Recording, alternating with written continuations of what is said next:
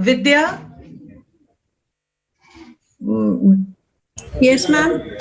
Yeah, so we will be beginning now. Yeah. All the best. Everybody is requested to keep their mics off. Please do not. Should we? Now there are two Tahiras joining. Just a second. Somebody's mic.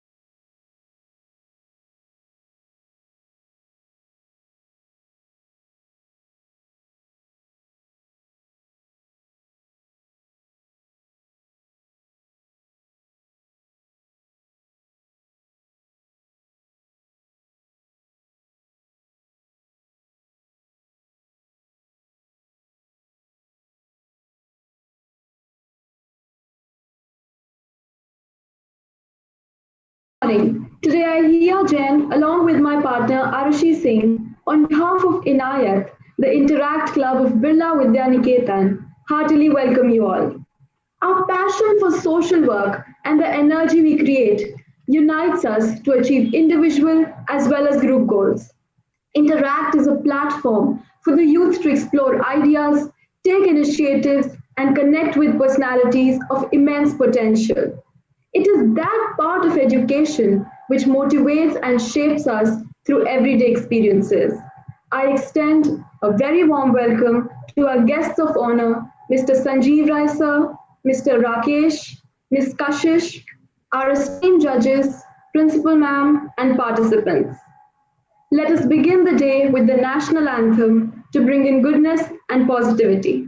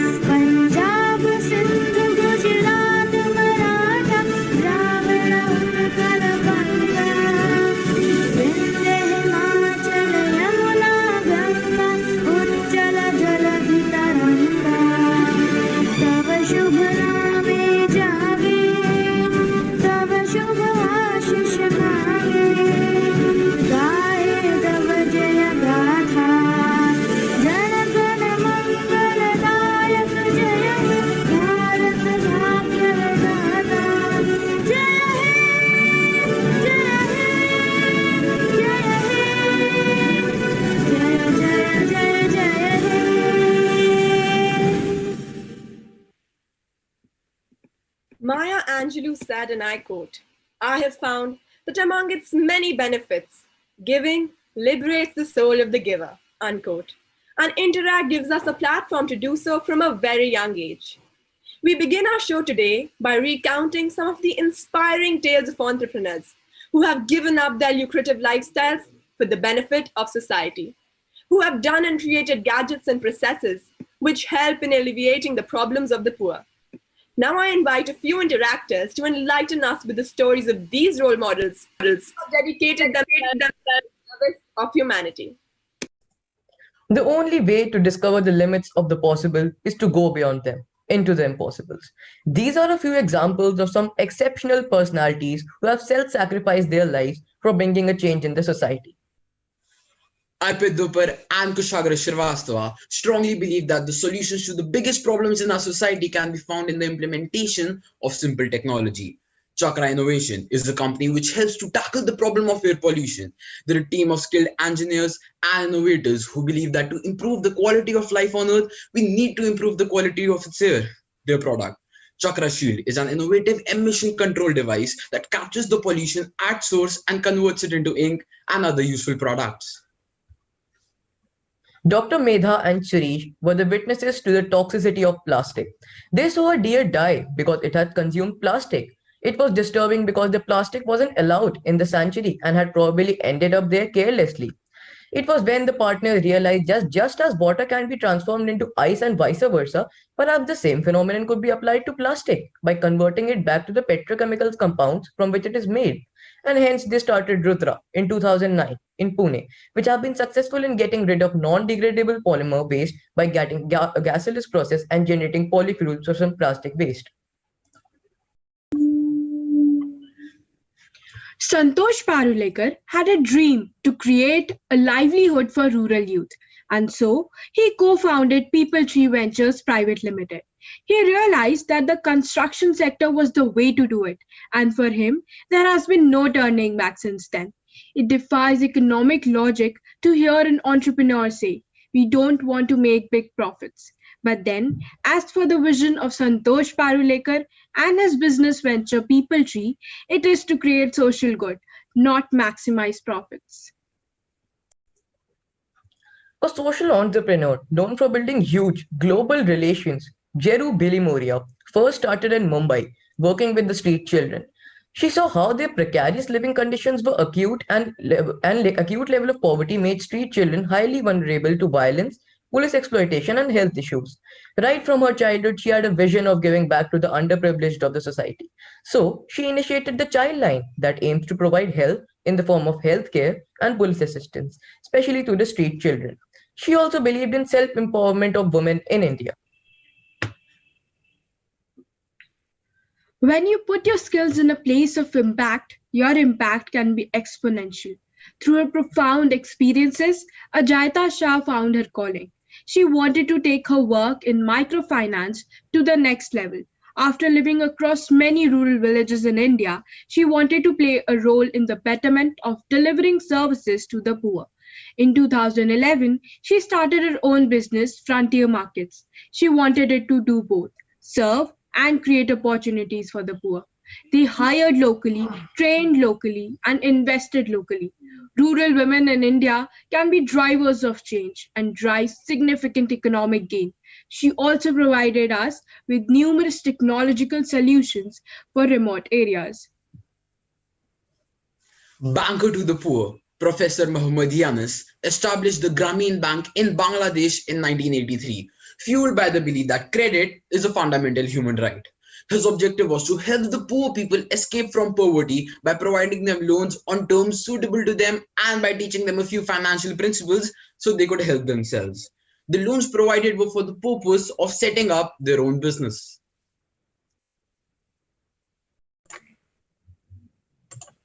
Service above self. Yes, that's what they aimed and worked for. It's unimaginable to know that people we hardly knew about can inspire us so much. These are just a few examples of those who cared for the society before themselves, who brought about the true meaning of a considerate human being, who dropped their own life to create a more beautiful world. We find immense pleasure to know that we have the chance to learn from them and follow their paths. All these examples are the knights in the shining armor, who have pledged to bring about a sustainable change in the society. They indeed are an inspiration to the society and will be motivating us throughout our lifetime. We at InterAct try to give back to society to the best of our ability. For many years, we have done our best to create awareness, sensitize people towards social issues, and protect the environment. Most importantly, to spread smiles and joy among people. Even during the pandemic, we have tried to help people while exercising safety measures. We held a plantation drive and encouraged all students to plant saplings in their gardens and parks. We also held an international meet with Brazilian students to exchange ideas, culture, projects, and about the life in the pandemic. Here we are trying to uphold one of the major goals of the Rotary. On the occasion of International Day of the Elderly, we held an online interaction with an old age home, where we talked about their experiences and played games with the elders.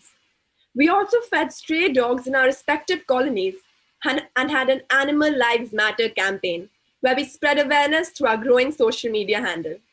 Back in July, we held a debate about the boys' locker room controversy, discussing a very major issue and hearing what all the students had to say about it. We also had an interaction with autistic children and taught them simple things and heard about their way of life. Our interactors never fall short of interesting ideas. Just last month, students recorded more than 30 audiobooks to send to several blind schools all over India. We at Inayat have always been strong supporters of women upliftment and empowerment. On the occasion of Girl Child Day, we had a seminar where a representative of Sachi Saheli, a girl child NGO, talked about feminism and gender equality. On World Heart Day, we showed our appreciation to interactors by telling them that they are beautiful inside out and how much we are grateful to them. We also held a Vocal for Local campaign where we bought street-made goods and handcrafts and promoted Indian products for this Diwali. We have donated 12,000 rupees to Earth Saviors to support the underprivileged. We are so glad to be hosting all of you and thank you all for making this a success. We take this moment to welcome our guest of honor, the District Governor, Rotarian Sanjeev Rai Mehraji, and request him to kindly address the gathering.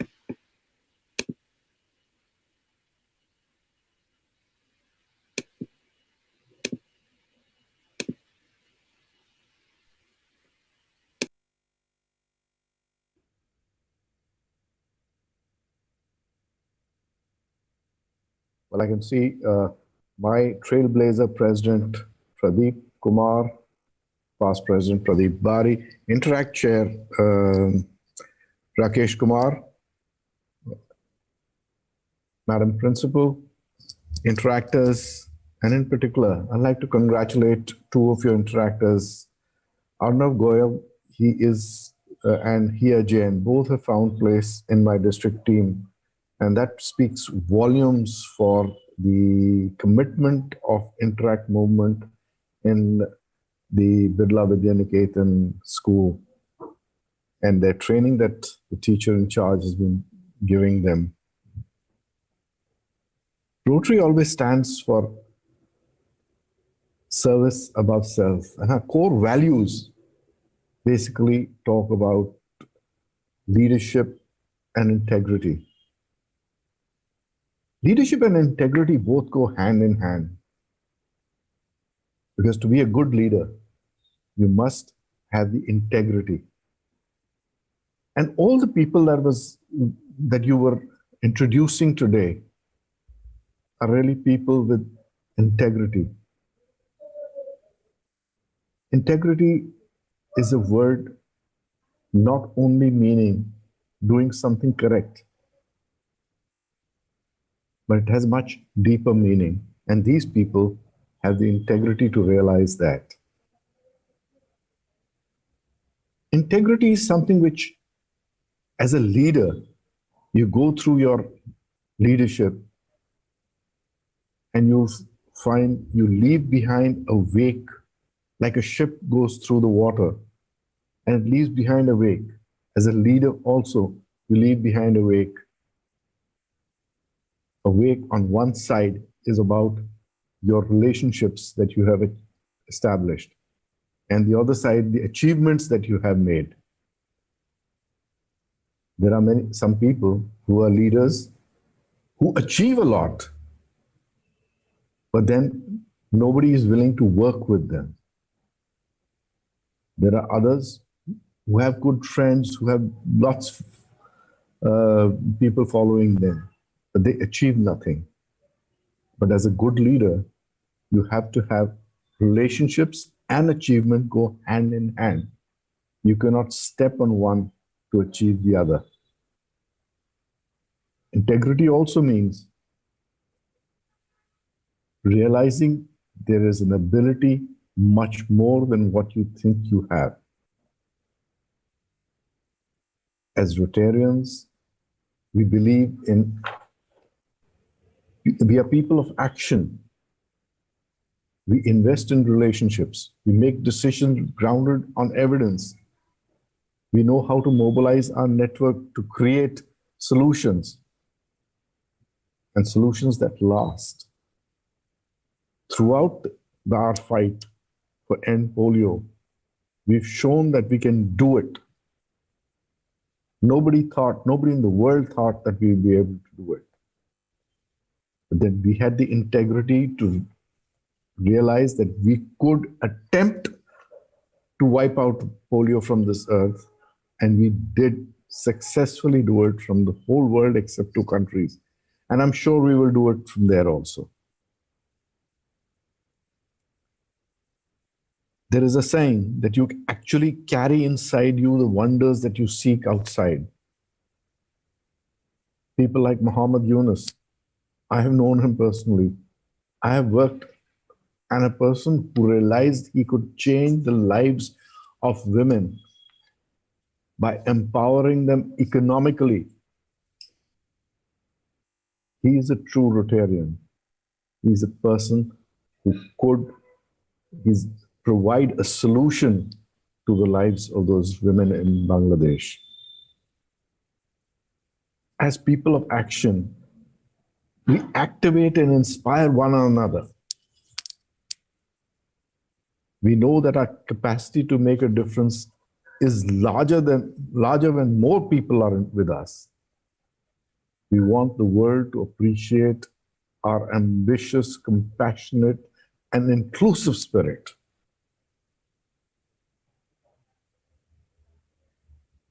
Today, wildly and emphatically, our stories give people hope that the world can.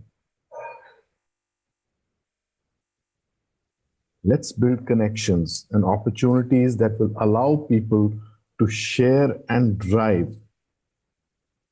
Ignite the fire in those people, then just fan their flames, as somebody very wisely said. As people of action, we strive to understand the needs of others.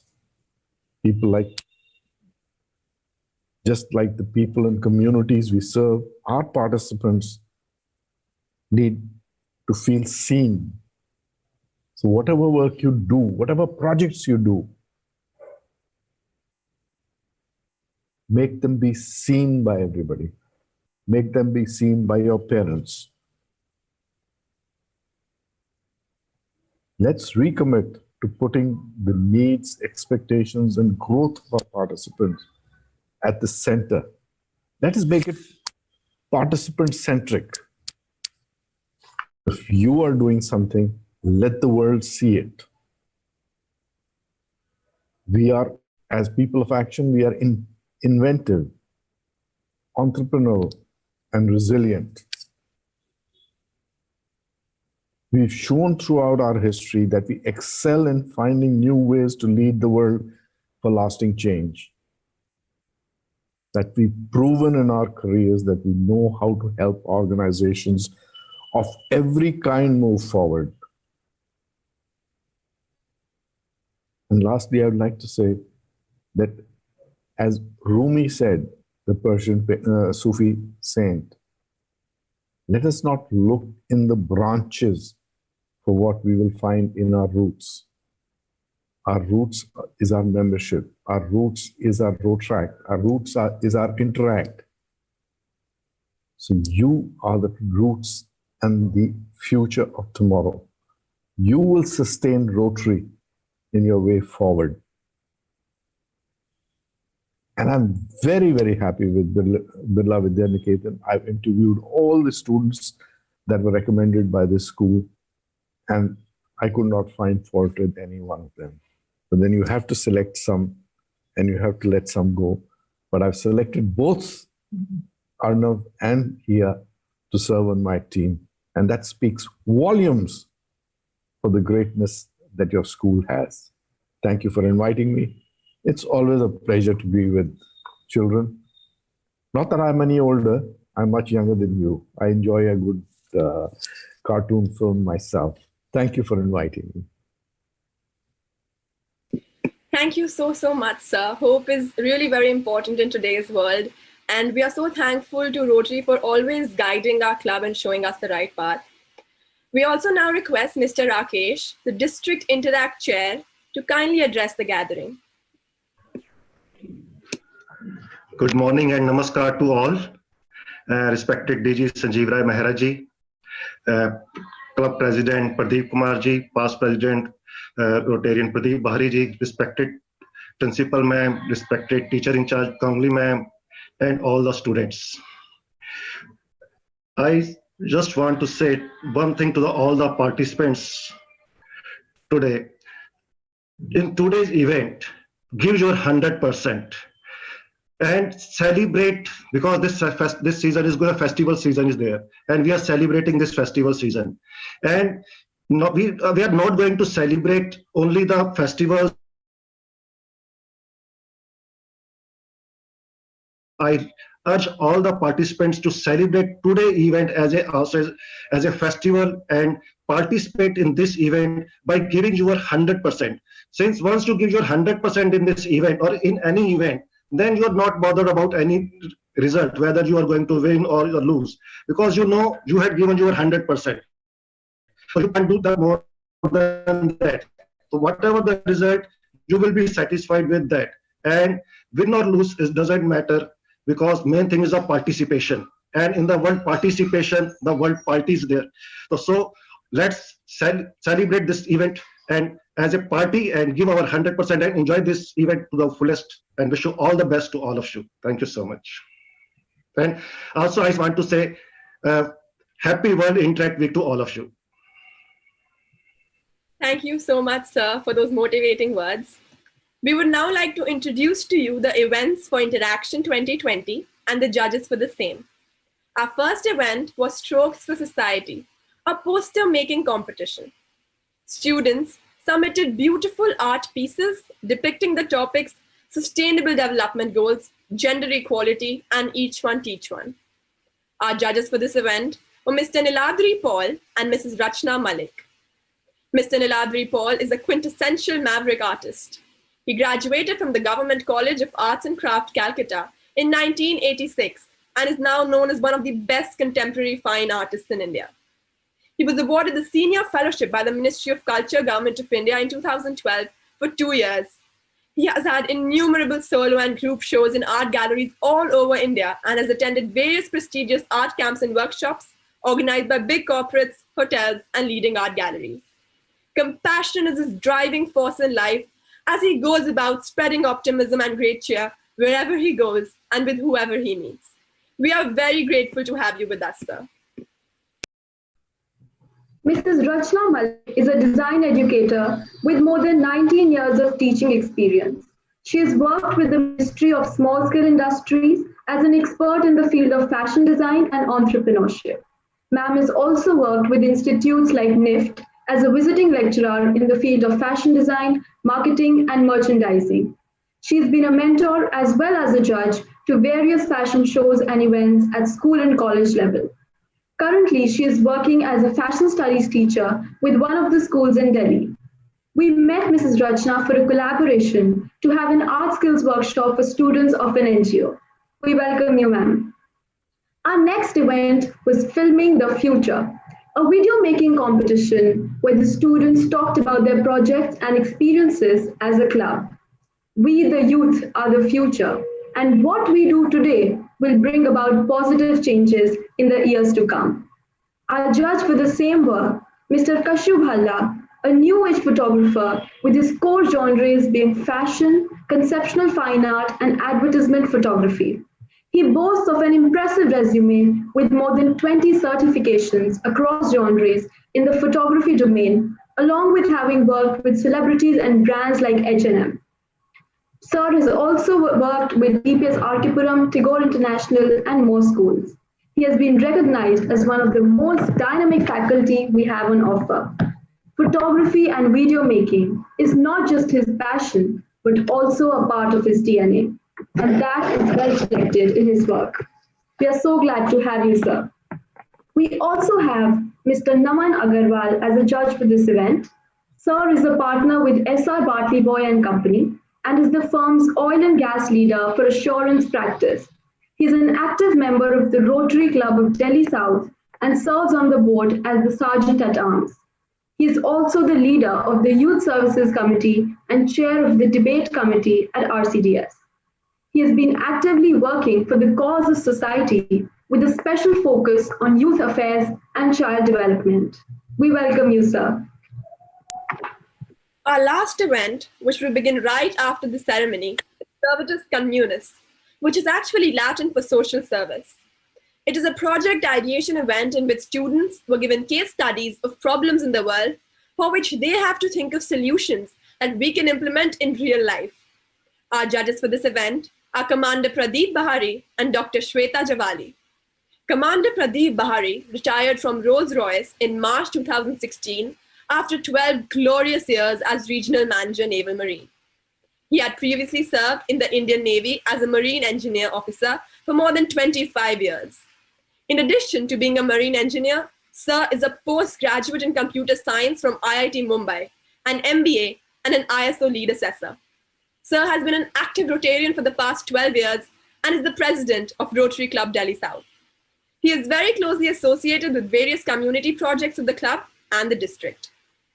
Shweta ma'am is a Bachelor of Dental Surgery from Karnataka University, India. She has an independent private dental practice in New Delhi. Ma'am's practice is a Tobacco Intervention Initiative Center, and she works towards creating awareness, intervention, and rehabilitation for both smoking and non-smoking tobacco. She also holds various awareness programs, checkup camps, and talks on tobacco usage. Ma'am is a Rotarian and works towards numerous causes while balancing her professional career at the same time. Thank you all for gracing our event with your presence today.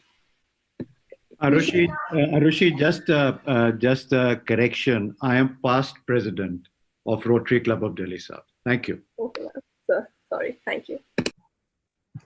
We shall now begin with the project ideation event. I request Anika and Arnav to take over and explain the rules for the same.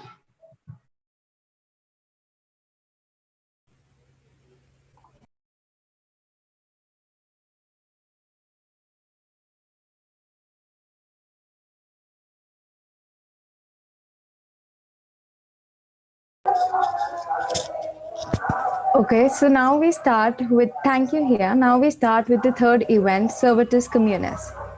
I'll read out the instructions for the competition. The participants have been allotted certain situations and case studies related to societal issues and certain limitations and constraints, budgetary, workforce related, etc., based on which they have created their own project. The project aims to tackle the problem in the most effective manner. The speakers will be given 3 minutes to present their projects. A warning bell will be rung at 2 minutes 30 seconds and a final bell at 3 minutes. If the speakers exceed the time limit, they will be marked negatively. Judges will ask a question or questions to the team after the presentation. Either of the two participants can answer. The speaker must use a PPT to explain the project and to express their views. Use of any other visual aids will lead to disqualification. While interacting with the judges, the video of the participants should be on. The school name and logo should not be visible anywhere during the presentation. Failure to do so will lead to negative marking. Now I request Arnav to speak out the order in which the participants will be speaking.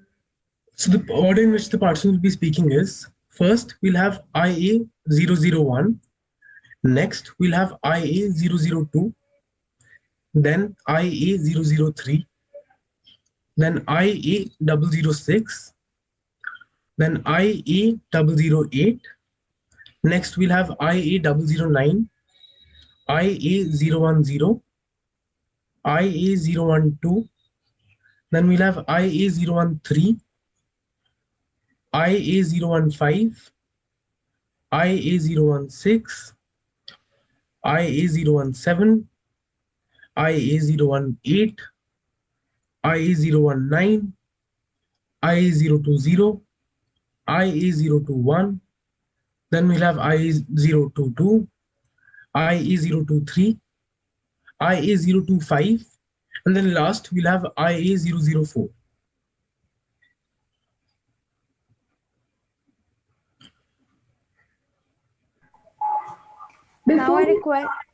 Before we start with the event, I would like to request Rachna ma'am to address the participants.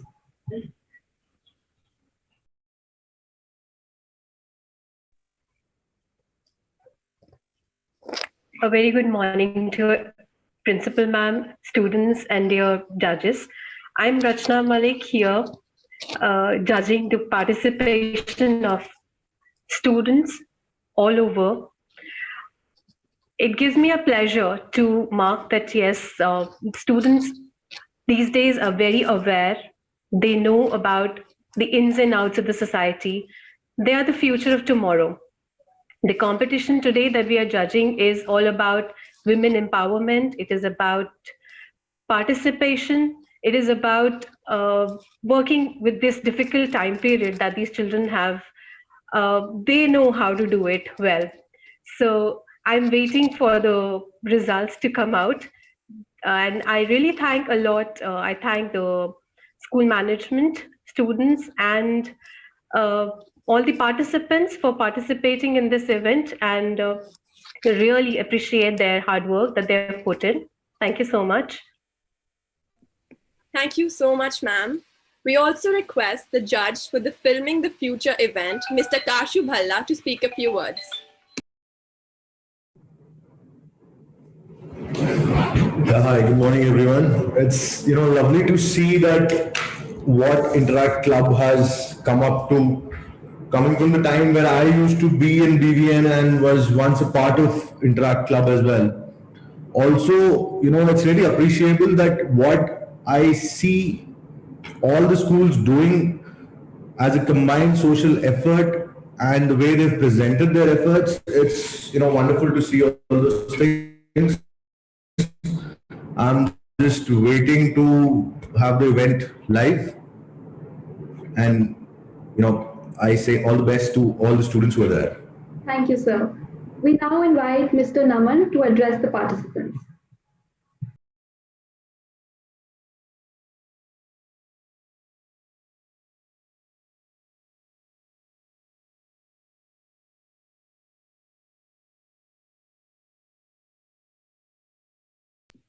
Naman sir left. I think he was having connectivity issues. So we will now start with the event project ideation without further ado. So over to Arnav and Anika.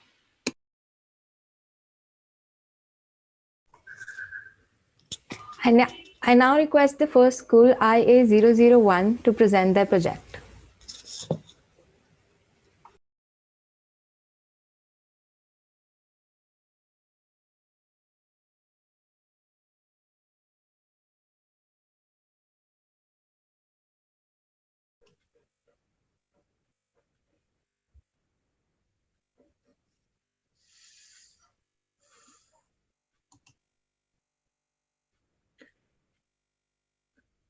School IA001, Arna? Pooja and Anshita Harith. Yes, ma'am. Actually, yes, there's one more participant, Brahmahuja. He'll be sharing the screen. I think.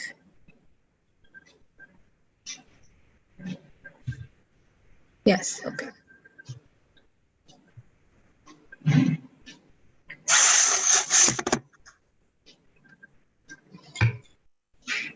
Okay, Switch so on your camera, Anshita. yes, ma'am.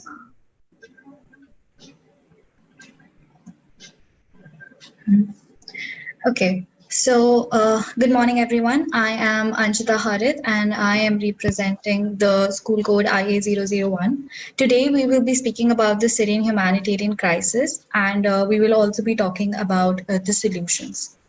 So, understanding the problem. What is a Syrian refugee crisis? People are forced to flee their country due to the unlawful tactics by the government. There are instances of imposed disappearance, torture, and ill treatment. Syrians continue to be the largest forcibly displaced population, with 12 million people at the end of 2016. The related statistics have been portrayed in the figure with the percentages of asylum seekers, refugees, and internally displaced people.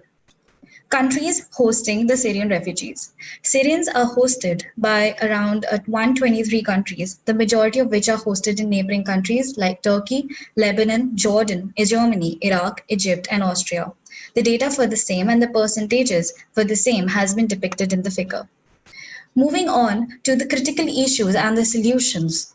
The critical issues include the medical or sanitation facilities, educational resources, and psychological impacts. The solution, according to my team, for tackling the shortage of medical facilities are by providing education. People being educated and informed about the importance of hygiene and sanitation is in itself a solution to this major issue. In times of pandemic, while people are living in the congested camps, regular sanitation and issuing of advisories like wearing masks at all times can be of great help. Besides this, willingly donating and collaborating with existing organizations like UN and raising funds to hire health workers and build small hospitals will also help. Moving on to the traumatic experiences.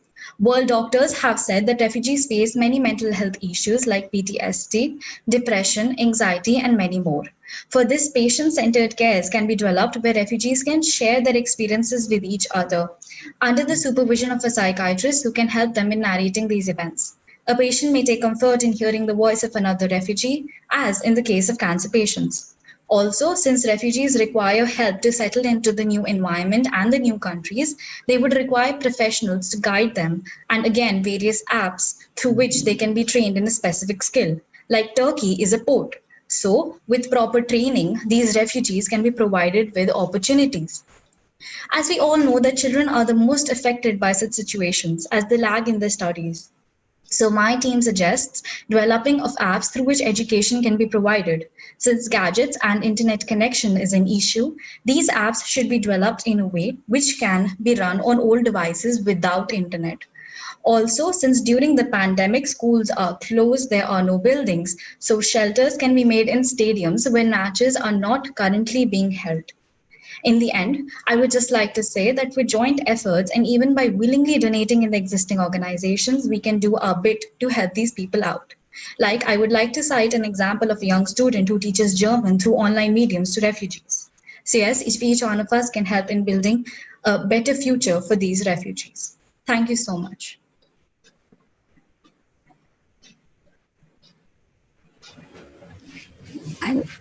I now request the judges to ask any questions if they want to do so. Dr. Javali, do you have any questions? Yes, sir. Well, I've got one. So please go ahead and then I'll put in my question. Thank you. A very good presentation. Let me congratulate you for that. My question is, while you're talking about these efforts, yes, for rehabilitation of these people, building of hospitals, building of schools and other infrastructures, where are you suggesting these things to be built? In the refugee camps or in Syria? See, there are obviously the refugee camps, because in Syria we don't really have that much access. Like, even if we want the data, if we go on the sites, we know that those data are not accurate. So obviously we cannot build it over there. But on the refugee camps, there are like asylums, right? So over there, like in Turkey, in Lebanon, we can help in building these schools or stadiums and like camps and shelter homes in those places. With the help of organizations as well. Thank you very much. The existing organizations. Thanks. Yeah, Anshita, that was a great presentation. You mentioned about education in terms of creating apps, and you also did mention that there are going to be challenges with the internet and all of those issues.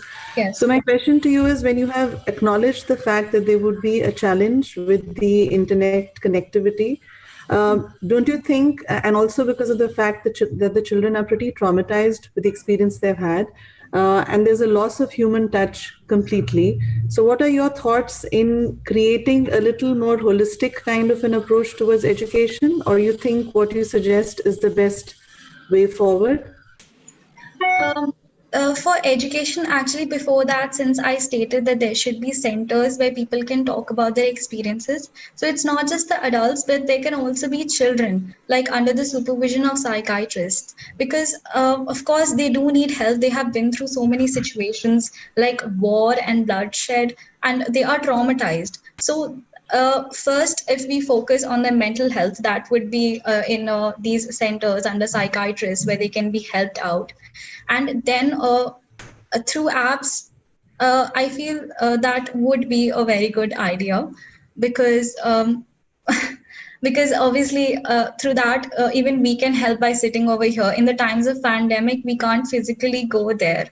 So keeping that in mind, I came up with this idea of developing apps through which they can be helped. But obviously before that, we need to work on their mental health, because if we do not work on their mental health, education, we won't be able to provide them with education. So that's my approach. Thank you. Very good afternoon, Shweta ma'am. This is Brahm. I am with Anshita in the team. I would like to add one more thing.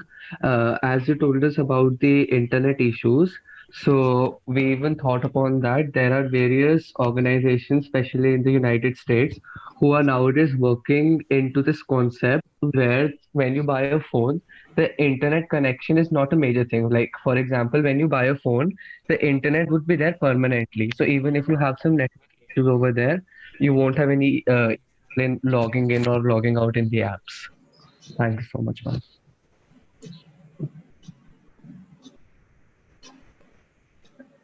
Are there any further? Thank you. I'm okay, thank you.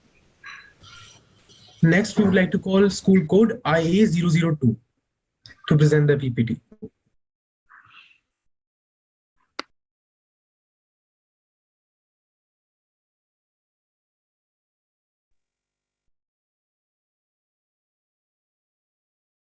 The participants for 002 have not joined yet, so I think we can go on with the Then next. we can move on to school code IA003.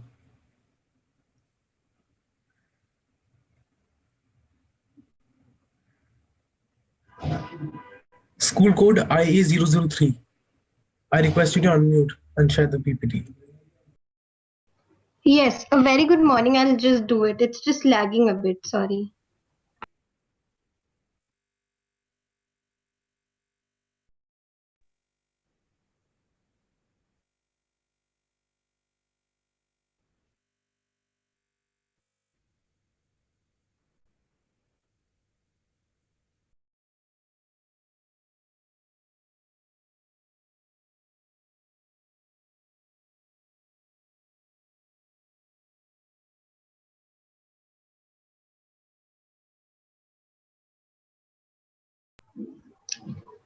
Is the screen visible?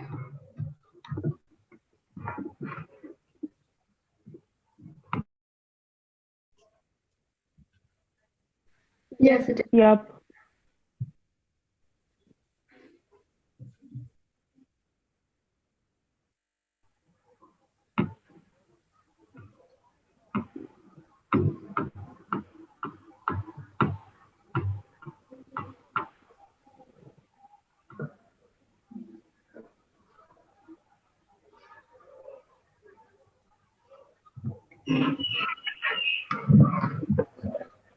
A very good morning to everyone. Today, me and my team will be addressing the Johnstown flood, the situation, the causes, and the solutions.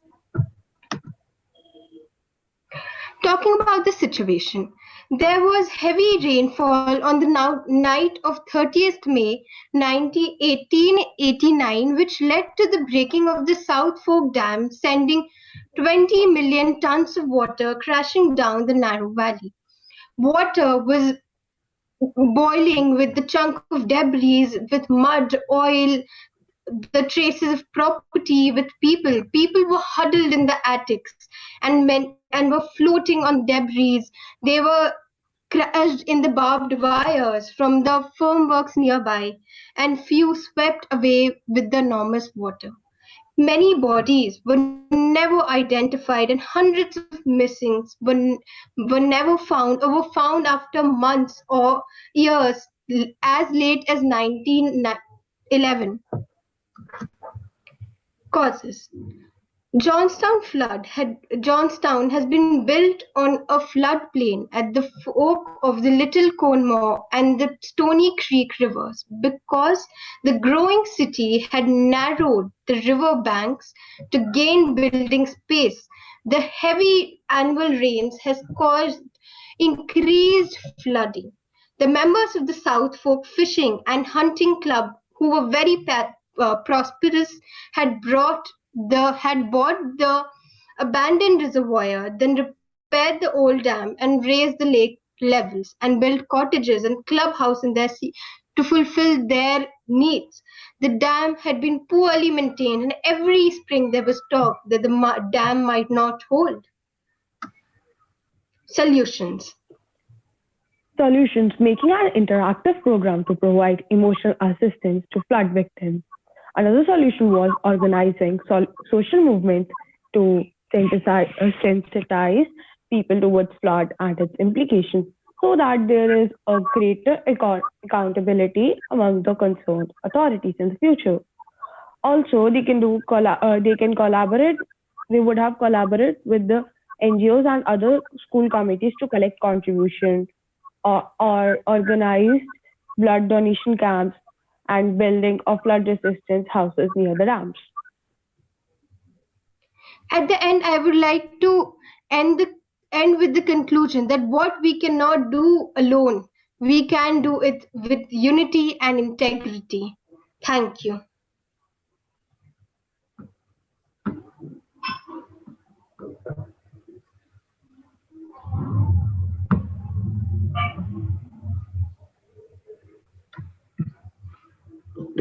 I now request the judges to ask questions.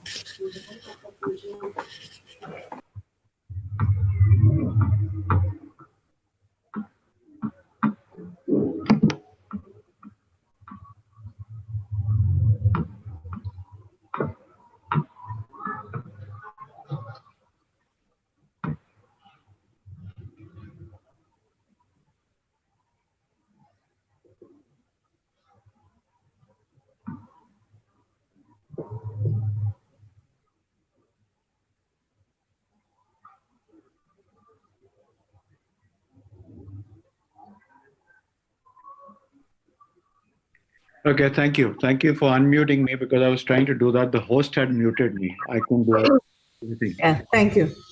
Okay, great presentation again. A question.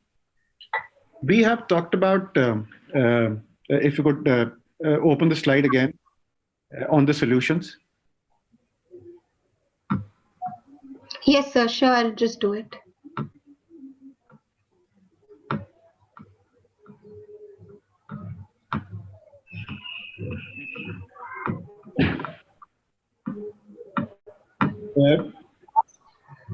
What is an interactive program to provide emotional assistance to flood victims? Okay, sir. Sir, since considering that in a flood situation, network issues will be there, so an interactive program can depend on what resources are available. If it can be through the radio or television, or in some places through the internet connectivity, where we can talk with individuals. There can be a volunteering program where we can talk to the individuals, because we definitely know the implications of flood on mental health. And many people lose their loved ones, so in those times they definitely need a touch with humans. Okay, I just want to say that whenever you have a situation like this, when people have moved away from their houses, they are in a camp or they are without houses, the few things which come firstly is some form of coverage in which they can stay, right? They need a shelter on their head. Second thing is food. Third thing is water, or water second, and third thing is food. And fourth thing is security. And then comes things about mental health, the blood donation camps, collaborating with this thing to collect contributions. These would come subsequently, but these 3 or 4 things are the first few things which we've got to attend to. So do you have any plans for that? Yes, sir. I have mentioned that we can collect contributions, and those contributions can be invested in a lot of things. I did not mention it here, but they can be invested in a lot of things for building up of shelter camps, for providing food and water, and also for ensuring good sanitation purposes, so that there are a lot of garbage collection is taking place and people get good quality food and water, considering their essentials, and clothing too.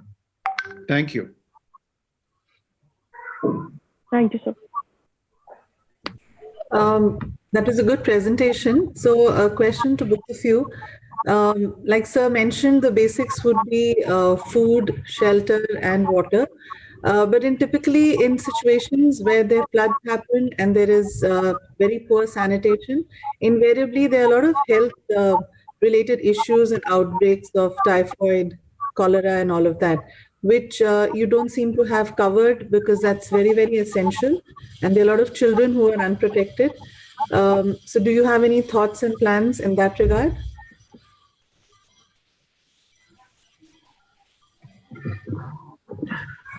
Yes, we can organize healthcare camps where different issues can be undertaken by professionals in medical institutes. No, but what are the facilities in terms of medical facilities which you plan to provide?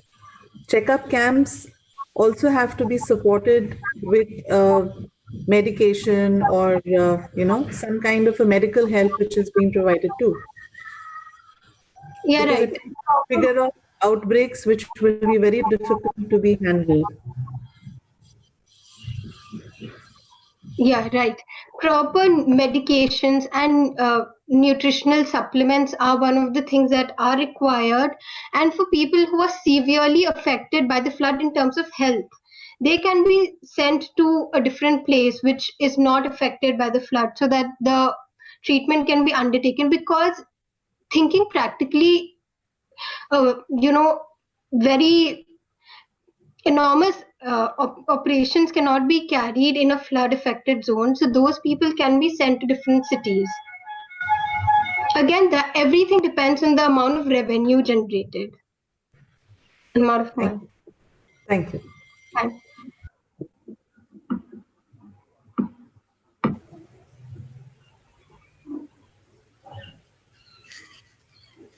I now request IA006 to continue with their project.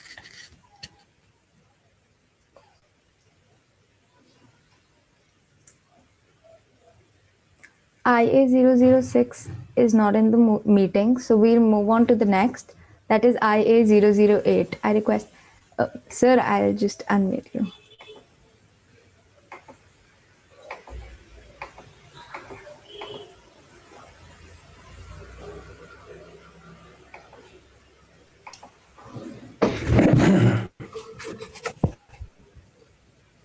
Yes, my name is Som Dua.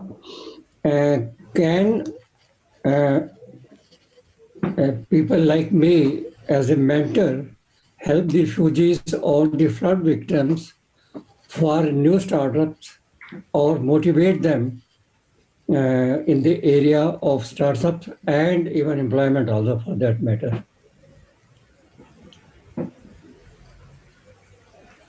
Okay, sir. That's great. We're inspired.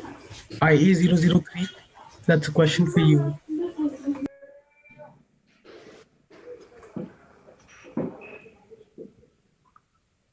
School code IA003. Please unmute them again. I think they must have muted themselves. They will not be able to unmute. Ma'am, they're still co-hosts, so they can unmute themselves.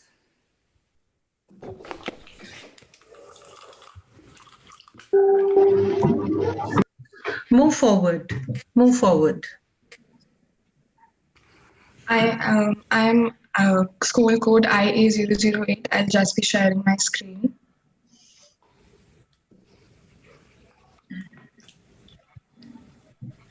Is the screen visible? Yes.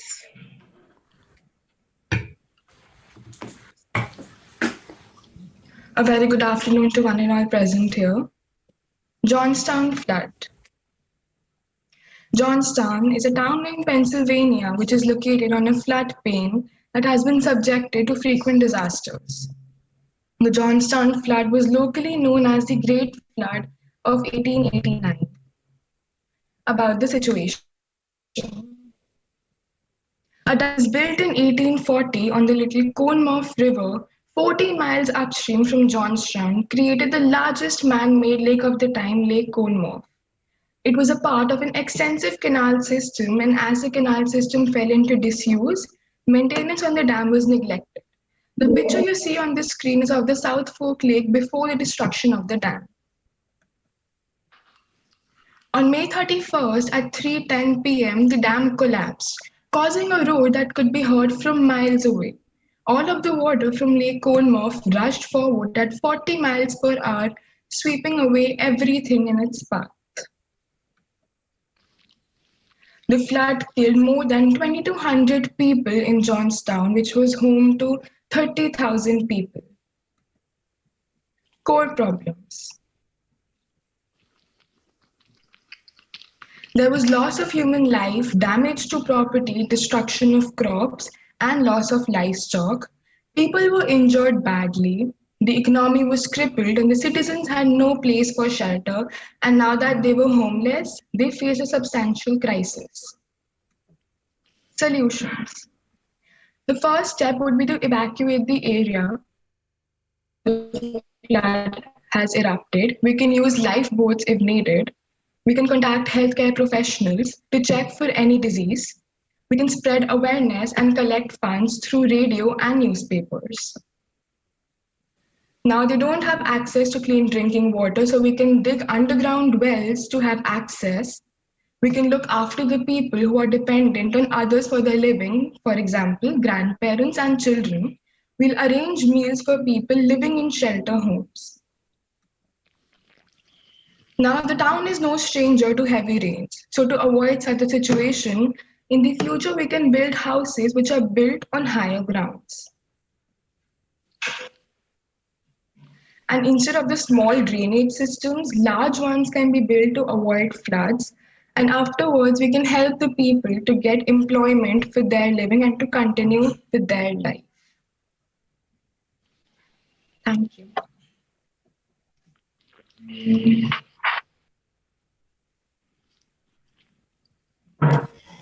I request the judges to please ask questions. Good presentation, Monica. I was happy to see your slides. They were not very busy. As Shweta ma'am had said earlier, to avoid the endemic, you've got to have some medical facilities. You've got to give people inoculations for various diseases, waterborne diseases. Secondly is for developing their vocational skills, for them to be able to look after themselves, you've got to give them some tools. Yes. If you want them to start doing something on their own, having a small garden right next to their shanty there, or just growing something, you've got to give them some implements there. And the third thing is that utensils for cooking their own food, because they'll be given rations, as we see during floods in Bihar and all. Everyone keeps throwing down, rice packets and other packets, but there's nothing for left with these guys to cook them. So these are the basic things which maybe you could add in your project. Thank you. Definitely. But we mentioned that we will make them stay in shelter homes. So the shelter home will provide that. Okay. And sir, I would like to add that, like we mentioned, we'll collect funds, so it would also be helpful, and we'll have healthcare teams for extra treatment if needed. Thank you very much. Thank you. Thank you. That was a very well presented presentation.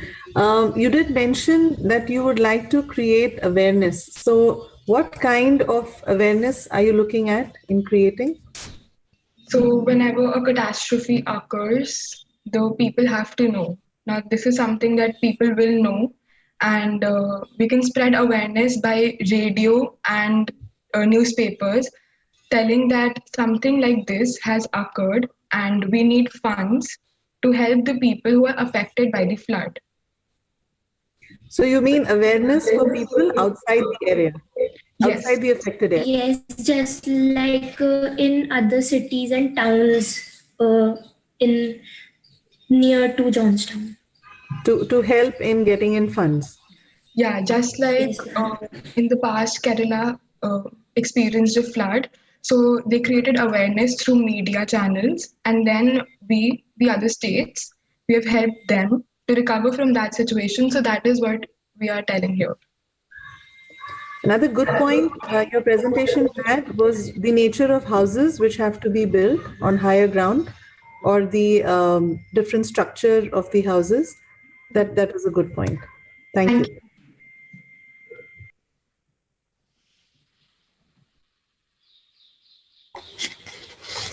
Thank you. Now I request IA009 to begin with their presentation. Am I audible? Yes. Okay, so Riya will be sharing the PPT and then I'll start.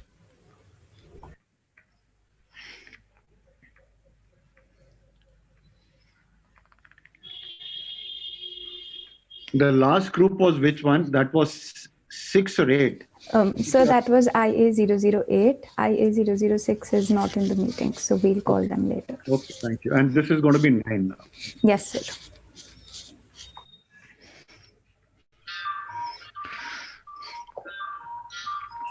Okay, so they are forced to flee their homeland to escape persecution and torture or other severe human rights abuses, armed conflict, and horrific violence.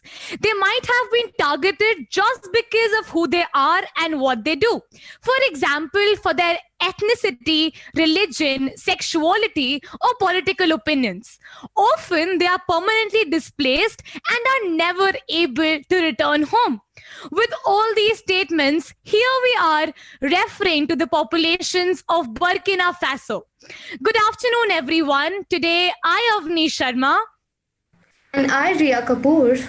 From school code IA009 are here with our Burkina Faso development model. Now, talking about Burkina Faso, it is a low-income Sahelian country which is full with cases of crimes, kidnapping, and terrorism. Firstly, it is not at all safe to travel. There are more than 2 million people at the risk of statelessness, meaning no place. Plus, there is Islamic violence which is spreading from a place called Mali. People have been crucified and they move to towns for security. It has limited natural resources. All these points must be kept in mind before providing solutions. Our model has 3 parts. Number 1, social Burkina model, with emphasis on the issue of people displacement, wherein the aim will be for construction operation. Lightweight steel frame would be used to fasten the method through the funds that are gathered by petitions. A sample petition can very well be seen in this slide. Number 2, education, economic growth Burkina model, wherein the Skill Education Center will provide economic boost and entrepreneurship. With the allowances to set up more MNCs, the population asset will lead to more job opportunities, which will in turn increase the number of shelter houses. World Bank has given 21.15 million in emergency financing which would be put to use in shuttle bus service for smooth transportation, helping people travel to cities. Number 3 is political Burkina stability, which will involve increasing awareness about importance of democracy and practicing any religion through awareness camps. The lives of thousands of men, women, and children living in Burkina Faso have been ruined, and their histories have been spoiled. Voices and faces, these are not in numbers, but souls in flight. To conclude, this issue requires cooperation and discourse amongst different social outreach teams too. Because in small numbers together, we can do our small bit towards solving a big crisis. Because at the end of the day, it's great to be great, but it's greater to be human. Thank you. Thank you. Thank you. Now I request the judges to ask questions. Great, very well presented. That's all I can say. Thank you, sir. Thank you, sir. Thank you. That was great energy there. Thank you. One question. Yes, ma'am. You did talk about the resources, 2 points. You did talk about the resources which could be developed. And you said there's not much natural resource, but I was, by what I read, it has a very huge gold reserve, the land has. So don't you think that's a good natural resource which could be tapped? Secondly, you talked about the political stability, but for many years, since the time it was out of French occupation, it's been constantly in political turmoil. So how do you think that could be in any way handled? Because that definitely is not in anybody's hand, at least the local population.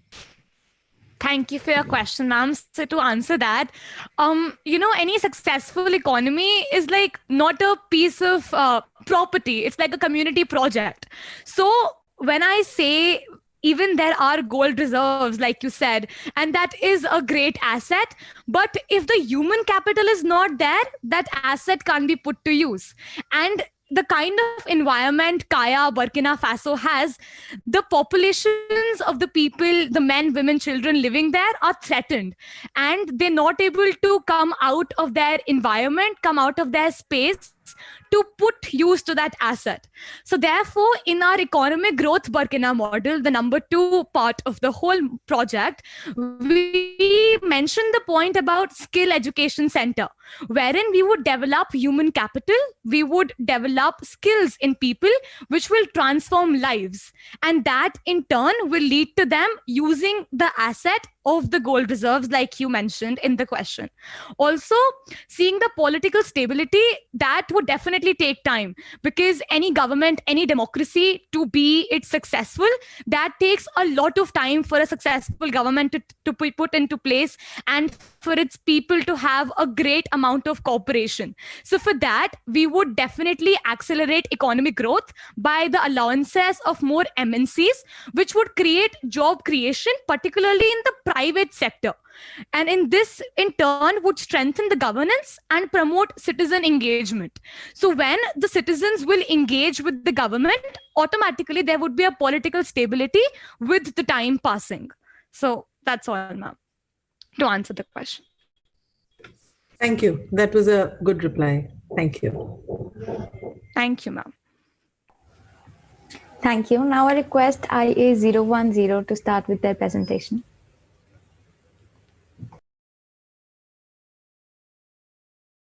Which code do we have now?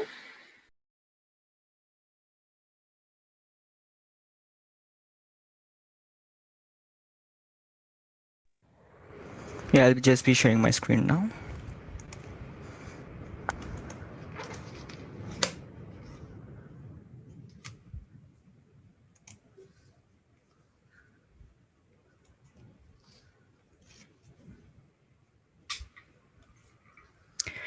South Sudan, East Africa 2020. Plagued by internal conflict resulting in a dark period for its citizens, South Sudan now needs our help.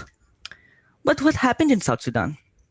A civil conflict broke out between Salva Kiir Mayardit and his former vice president, Riek Machar, which resulted in ethnic conflicts between different factions of the army, which ultimately led to a civil war. Citizens have been living in a dark period since December 2013. Project ACE aims to tackle 4 problems in a selected locality. The 4 issues to be tackled are hunger, water shortages, education, and health. So the reason behind the selection of these problems, around 7 million face severe hunger. Only 41% of the population has access to clean water. Different areas have different levels of education, and most schools are not equipped for the same. And there is a severe spread of 4 dangerous diseases. The site that we selected for our project is Nimule in the eastern Equatorial State. This area was selected because of its poor literacy rates and its close proximity to the Uganda border, making it a refugee hotspot as well.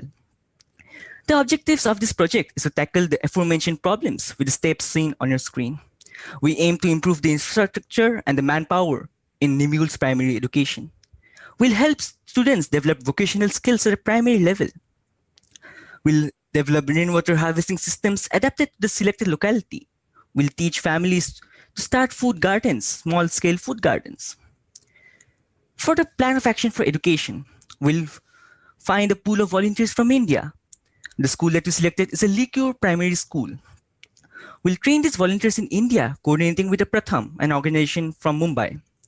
We'll identify local collaborators in Nimule. And then we'll create a center to train the locals for teaching. We'll train 50 people per year, and they will have a collaborative teaching with India-based volunteers. For the rainwater harvesting system at Nimule, it's a 2-year project. The volunteers from India who will be going to South Sudan will be trained in rainwater harvesting. Since the specifics of the area are not known, they will conduct a workshop along with the locals and elders and will find the specific system adapted to the area. This knowledge will be taught in schools at the primary level as well. The hunger. We'll be encouraging the growth of a crop named cassava. It's a highly nutritious root and is usually considered a famine crop in many countries. Families will be encouraged to grow cassava as the main crop, and they will be able to grow any crops of their own choice.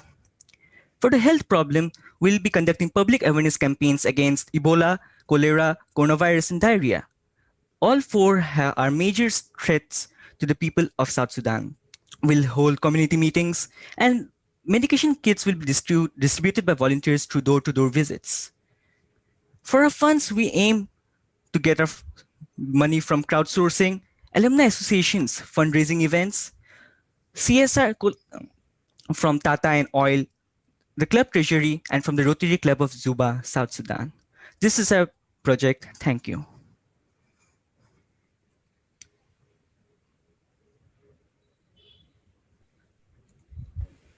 Thank you for the presentation. I liked your solutions to the problem, basic solutions. But tell me, is there a civil war still on, or it is over?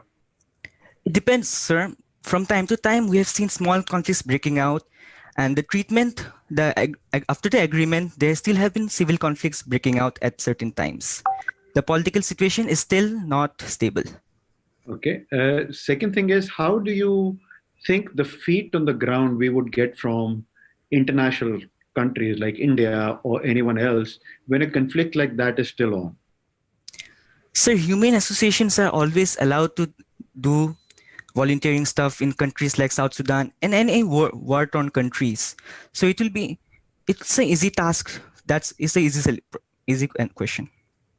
You mean to say there'll be a lot of volunteers who will be Yes, they will agree because they already do the same kind of work in other countries. So there is no reason why they won't do the same in South Sudan. Okay. The third thing is, what is the rainfall like in Sudan? So rainfall, there are 2 main seasons, the dry season and the rain season. For the northern and the eastern parts, the rainfall is around 750 to 1,000 millimeters per year. And for the southern part, it's around 750 millimeters and below. There's also a second rainy season in Nimule, in the southern parts of South Sudan. Okay, thank you very much. You're welcome. I request Anyway, such a good presentation, and I like the fact that you including India and the students in India into the project you have in mind. So I have a continuation to what Pradeep sir inquired about the rainfall. So what kind of rainwater harvesting system are you looking at, seeing the condition of rainfall in different parts of the same country? Ma'am, that's not for us to decide. That's why I said that the volunteers from India and the locals from there will be creating a specific rainwater harvesting system adapted to that area, ma'am. They'll be creating a different rainwater harvesting system. Yeah, so then what are the options you have in mind, since you are looking at sending an Indian contingent to consider to help them? Bunds, like they use in Rajasthan, because the rainfall is kindly most of the same there. The same situation is there. Both in the north and the south part of Sudan? Ma'am, no. This project aims at only Nimule. If this project is successful, this will spread across the country. We can only do so much as a small club. Right. So in an alumni association is what you mentioned in terms of getting funding? Alumni, the students were passed out from our school. From your school, okay. Yes, ma'am. Thank you. Thank you, ma'am. I request the judges to note that IA010 exceeded the time limit by 30 seconds.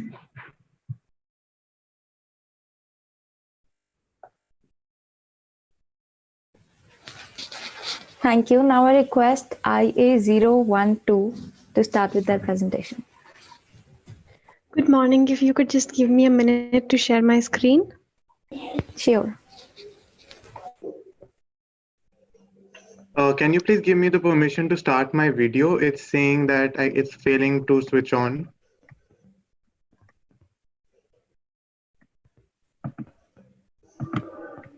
Yeah, thank you.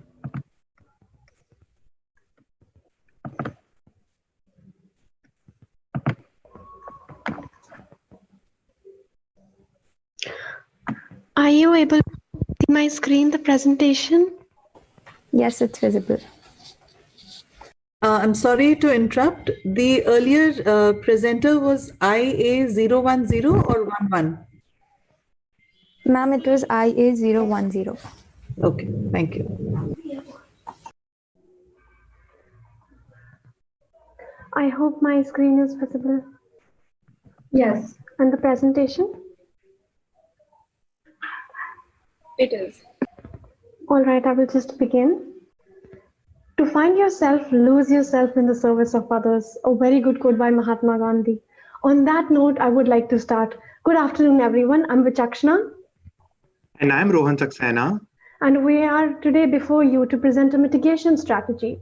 Let me walk you through what transpired that day. On June 3rd, a catastrophic eruption took place in the Ring of Fire, affecting more than 1.7 million people with over 9,000 casualties. After the eruption, President Jimmy Morales visited some of the affected towns and ordered 3 days of national mourning. Rotary International in Guatemala partnered up with a UK-based relief charity named Shelter Box in order to provide help to the affected Guatemalans. We have narrowed down the problem so that a better strategy can be devised to tackle the situation and help the people. The first one includes health hazards, including severe cases of first degree, second degree, and third degree burn, and medical emergencies, suspended particulates or the air quality index because of the deteriorating air quality, heat wave, and lack of livelihood resources. The second includes transportational hazards, which includes air travel restrictions due to ash clouds and road blockage due to solidified lava. The third problem is the refugee crisis. The eruption has made a patch of Guatemala uninhabitable, and with nowhere to go, people from mostly the indigenous communities have turned into refugees. The fourth problem is the botched response by the government. The government led a very fumbled response effort, and instead of the government helping the people, it was seen that neighbors helping neighbors became a much more standard practice during this crisis. Let's move to the most awaited part of the presentation, the solutions, strategies, and suggestions.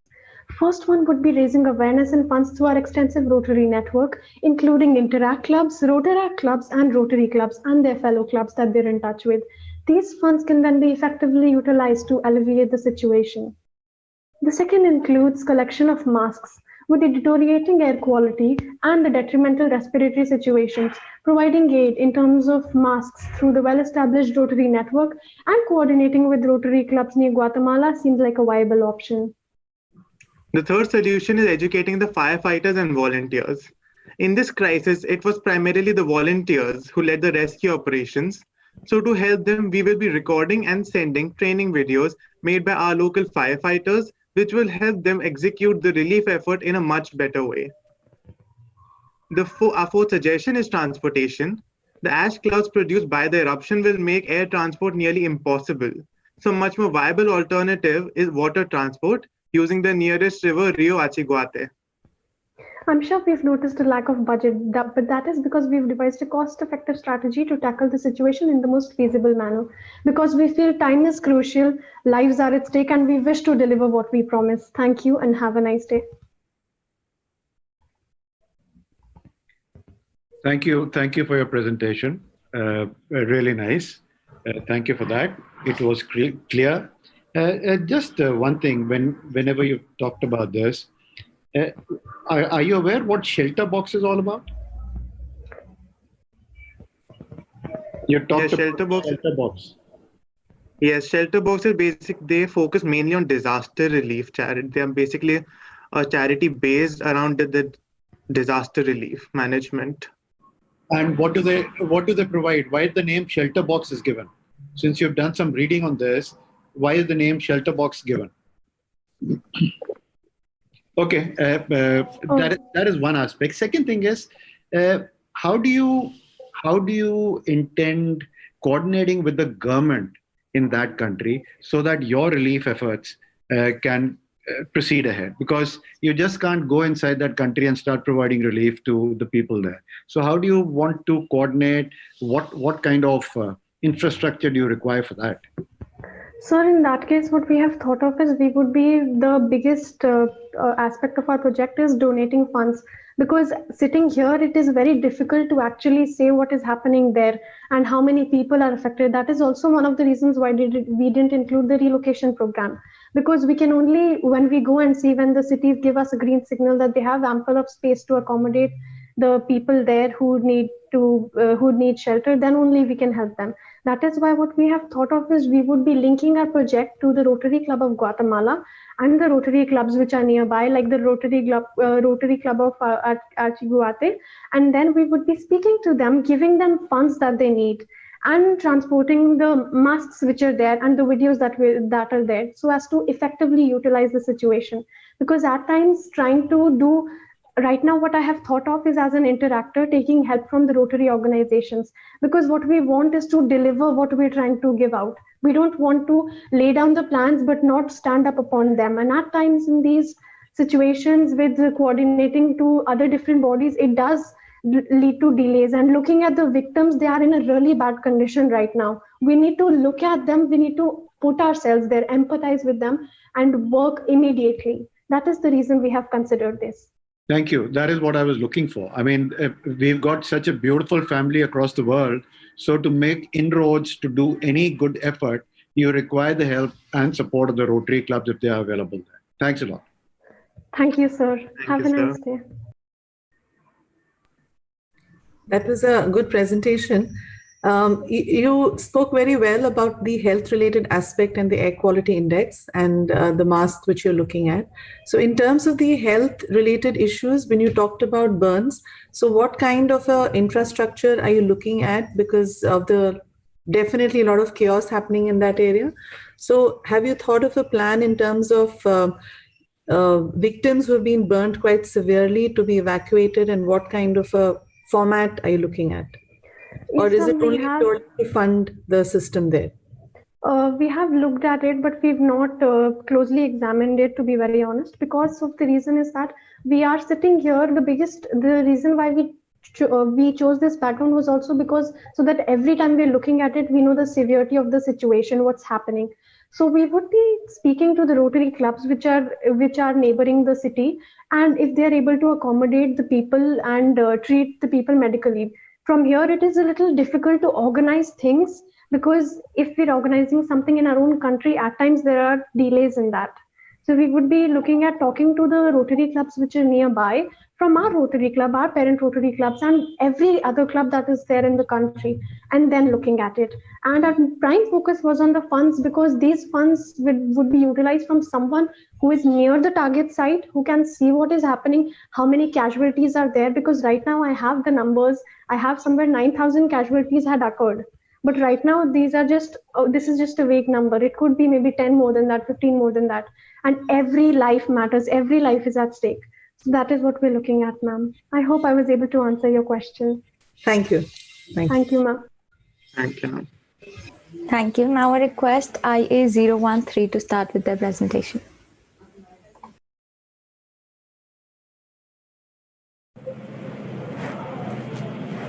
Is the screen visible? Yes.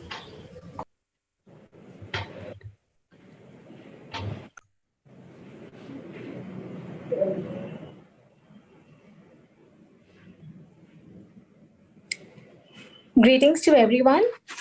Today I would like to speak about the Johnstown flood of 1889. The Johnstown flood, or the Great Flood, occurred on Friday, May 31st, 1889, after the catastrophic failure of the South Fork Dam located upstream of the town of Johnstown, Pennsylvania. The dam broke after several days of extremely heavy rainfall. Moving on to the core problems. In the years following the disaster, some people blamed the members of the South Fork Fishing and Hunting Club for their modifications to the dam and failure to maintain it properly. The club had bought and redesigned the dam to turn the area into a vacation retreat in the mountains. They were accused of failing to maintain the dam properly so that it was unable to contain the additional water of the unusually heavy rainfall. 99 entire families died, including 396 children, 124 women, and 198 men were left widowed. 1,600 homes were destroyed. $17 million in property damage was done. 4 square miles of downtown Johnstown were completely destroyed.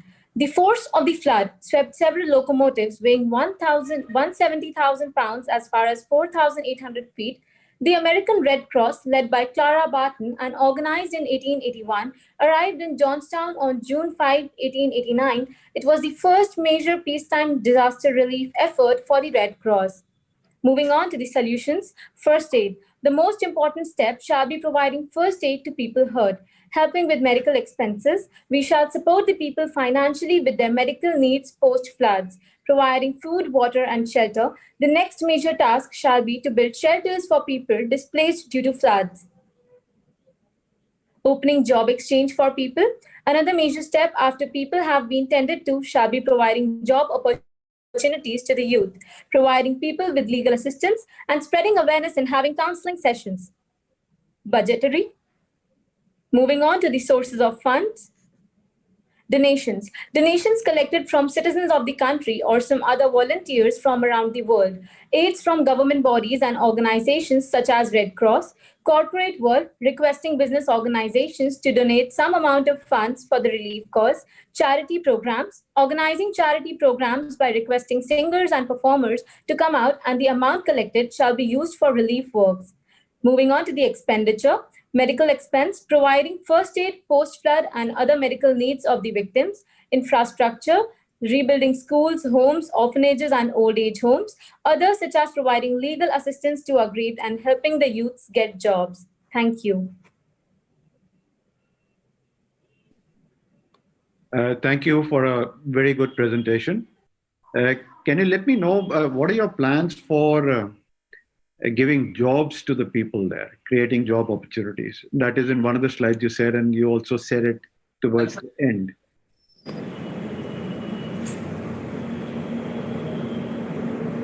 So, sir, we'll be opening some job exchange centers for the people.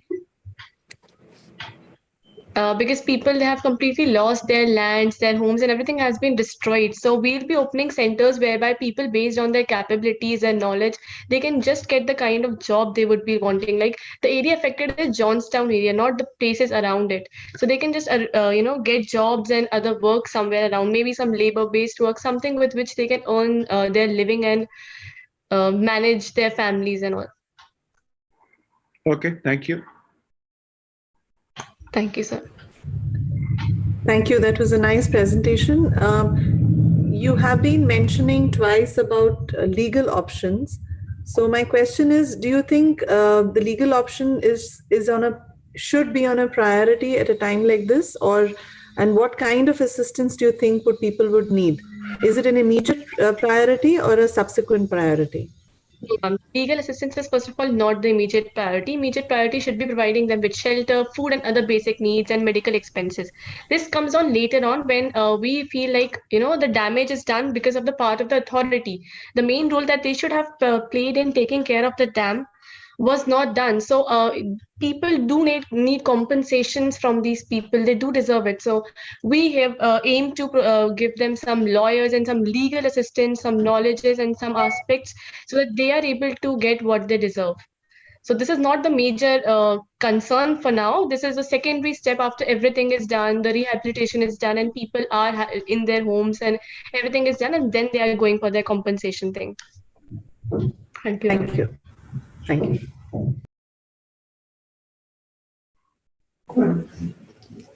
Thank you. Now I request IA015 to start with their presentation.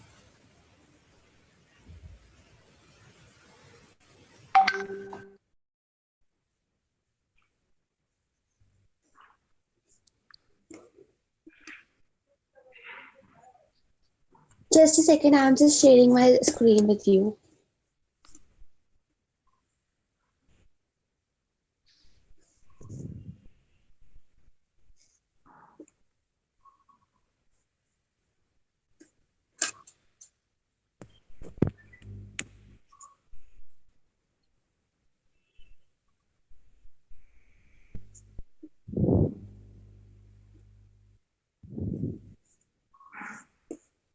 Is it visible? Yes. Yes. Good morning. So, ma'am, One and all. Should I start? Yeah. Can start. Good afternoon, one and all present here. Today, our team, IA015, will present on the case study allotted to us, the topic of the case study being the civil conflict of South Sudan. One may not know, but South Sudan in East Central Africa is a relatively new sovereign country. But even in South Sudan, independence has not brought stability. In 2013, when the president fell out with his then vice president, a civil war broke out, leading to a conflict that has displaced some 4 million people and 1 in 3 people in Sudan. As a result of this war, many problems have arisen. Primarily food and water shortages, lack of sanitation, and reliance on other nations. This paves the way for illnesses and outbreaks, excluding the pandemic of COVID-19, such as the Ebola virus disease. Focusing on human capital and resources inside the country through collaborations with international Rotary clubs as well as through outreach through social media sites is for us one of the solutions for informing people about the potential for conflict that could occur in the future in their country or in South Sudan, along with assistance in the region's scarcity. Bearing in mind that the 2 Rotary clubs present in South Sudan should be resurrected, frequent fundraisers and donations to Rotary clubs are the other perfect option for attracting a wider audience. Violence takes a toll on all of us, and as a community and society, one can never underestimate the pain that has been induced and endured. Any crisis that emerges on the planet is also a dilemma. Counseling sessions should be arranged in order to deal with the pain caused by human beings themselves. Mental health services should definitely be provided. Satellite phones could provide in holding sessions even when the world is facing the COVID-19 pandemic. Ordinary South Sudanese citizens understandably fear that violence would return as a result of the unwillingness of their leaders to set aside their political and personal interests for the good of their country. So far, despite 2 time extensions, the administration of South Sudan has not made much success in achieving the revitalized peace treaty that is signed in 2018. Despite all the horrific sexual abuse, poverty and corruption that have occurred from years of war, South Sudan is one problem in which a solution can be sought. Aid from international humanitarian organizations such as the UN, the Office of the High Commissioner for Human Rights, and the Rotary International. provided that the 2013 virus pandemic has been Africa's largest pandemic in the last 10 years, nations have been preparing for it and making sure there are no more cases. While the spread of EVD in West Africa has been controlled, additional cases may continue to occur from time to time. However, because of ongoing surveillance and strengthened response capabilities, the affected country has now the experience and tools to rapidly identify cases and limit the spread of the disease. An outbreak occurred in the neighboring country of Democratic Republic of Congo last year in August. Cases are still being confirmed, making South Sudan highly aware of the risk and improving surveillance and screening. Remember, as Audrey Hepburn said, as you grow older, you will discover that you have two hands, one for helping yourself and the other for helping others. Thank you.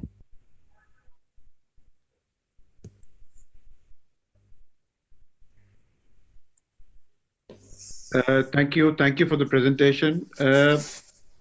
I could not correlate the slides with what you were speaking. You had a Ebola slide on while you were talking about conflicts. So I think you need to. Yeah, Yeah, I think there was a lag there, maybe because of your, system. Yes, sir, there was a network issue. That is why it happened. I'm really sorry for that. Okay. Now, could you just reiterate those 2 or 3 points you gave as a solution? Because I was not very clear on that. The solutions were actually three aids. The first one was actually the collaborations with international Rotary clubs through social media websites. And South Sudan has actually 2 Rotary clubs which are not activated since, which has not worked since 2014. So by collaborating with the countries and all, we can, South Sudan, the countries can, the country's Rotary Club can be reactivated and strengthened in order to give aid to the country. Okay, thank you.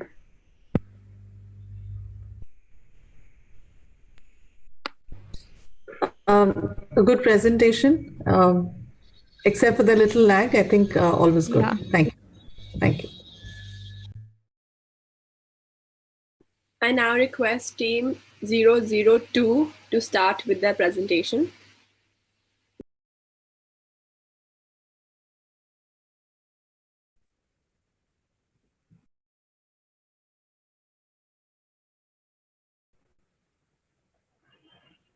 Good afternoon to all the InterAct members and honorable judges present here today. Guatemala, a Central American country in south of Mexico, is home to volcanoes. Guatemala's weather is externally comfortable, neither too hot nor too cold. The coastal regions and the northeast are hot throughout the year with an average temperature of 20 degrees Celsius. Fuego volcano typically has several large explosions per year and many small eruptions occurring as often as several times a day. The eruptions include lahars, pyroclastic flows. A pyroclastic flow contains hot lava that is extremely hot, burning anything in its path, and clouds of volcanic ash which left almost no evacuation time and caused the death of nearly 200 people. Frequently, Guatemala citizens face inadequate sanitation, lack of food, water, and livelihood, and loss of dear ones. Even a chain of catastrophic volcanic eruptions in Guatemala 2018 affected millions of people, while many went missing. Not only that, carbon dioxide and fluorine gases that could be toxic to humans can collect in volcanic ash. The resulting ashfall can lead to crop failure, animal death, and deformity and human illness.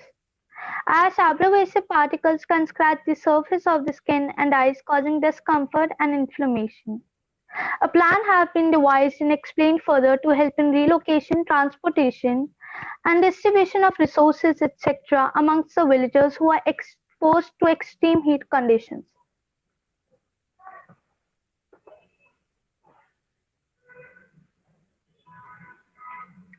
Awareness is the key to aid. For creating awareness, many online meetings and campaigns can be carried out to make people aware of the happenings and the distress of the situation. It can be through flyers, videos, conferences, and even influencers can create blogs and make efforts from their personal site via social media accounts such as on Facebook, Instagram, and Twitter. Also, webinars can be conducted and organized with the help of influencers and social activists who can therefore reach out to the government to help us so that we can provide aid to the affected unanimously. Creating a petition is one of the way even. Donate to cooperate. Organizing donation drives via platforms like Milap, Keto, Give India are the fundraising platforms through which people can come forward to donate for providing aid to the affected. Contacting local InterAct clubs for providing both monetary and non-monetary aid like clothing, sanitary products, packed food, medications, masks, etc. Even local schools can be collaborated for providing non-monetary aids like clothes, medications, sanitary products, packed food. One other intermediate through which we can provide aid is by contacting Rotary International Foundation Board of Trustees and Board of Directors for providing donations and financial aids from their behalf. Connecting with Girl Up clubs for providing support by necessary steps that can help women and children is one of the way even. Not only that, connecting with organizations like Shelter Box for providing with necessary monetary and non-monetary aids, and not only that, for even providing aids like masks, tents, and sleeping bags, etc., is one of the way. Organizing fundraising events via online platforms to raise funds for the affected. When such a catastrophic disaster occurs, it is duty of all the countries and all the citizens to come together to make a change, to show help in the kindest way one can. Let's together change the world with just one rand of kindness at a time. Thank you. Thank you for a good presentation. Again, you brought in Shelter Box for the monetary part of it. I wanted to know what Shelter Box does. Is it an organization? Sir, Shelter Box provides like aid to the countries and to the places that are affected with extreme disasters. And not only that, they provide shelters because it's the name, Shelter Box. So they provide shelters that can be used in the time of an emergency. What are these shelters which can be utilized in the time of emergency? So emergency shelters like sleeping bags, tents, and tents that can be portable, like that can be used to transport from one place to another very easily. Okay, thank you. And so your solution is basically two things: creating awareness and collecting donations. Collecting donations in both non-monetary and monetary way. And how do you get the money across to the people in Guatemala? So yes. So firstly, sir, we will be like creating donations through, like as I mentioned, through platforms like Milap, Give India, and Keto. And then when it's about transporting them to the people, then the government could be one of the intermediate through which we can help. Not only that, there are many organizations, Rotary clubs in Guatemala that can be helped to provide it through our medium. Like we are just a medium that will be helping them for creating a change and for providing them with the aid. Okay, thank you. Thank you, sir. Thank you for the presentation. You mentioned Girl Up clubs. So what exactly are these clubs? Ma'am, Girl Up clubs are clubs that come forward to provide, like to empower youth and to provide women basically. Many clubs have different mottos, like some come forward to provide education, some come forward to empower the women and children. So in the condition of the catastrophic disaster that happened in Guatemala, Clubs can come forward to provide aids that can help children and women a lot, like sanitation products and medication products that can be helpful for the both children and women. You mentioned about coordinating non-monetary products like food and medication and all. So how are you going to be coordinating that bit, since your focus is mainly in doing awareness and funding? So how do you monitor and coordinate the non-monetary products? Ma'am, we will be collaborating with many local InterAct clubs and local schools so that they can, from their behalf, conduct donation drives. Like they can ask their own contacts to provide with non-monetary things like clothes, packed foods that can be transported, and even not only that, but masks that can provide a good aid to the affected. So in this way, we'll be helping them with few things that are the necessary aid for them. And how active are the InterAct and the Rotary in that particular area? Do you have an idea? Ma'am, honestly, I haven't researched about that. I'm not sure about that thing. But if in case the Rotary and the InterAct clubs are not active in that area, we will try to find and contact some other NGOs and some other organization who can be an intermediate to provide the aid to the affected. Thank you. Thank you, ma'am. Next, we have Team 016. So I request Team 016 to kindly start their presentation. Before moving forward, I would request the judges to note that Team IA002 exceeded the time limit by 1 minute and IA015 exceeded the time limit by 30 seconds.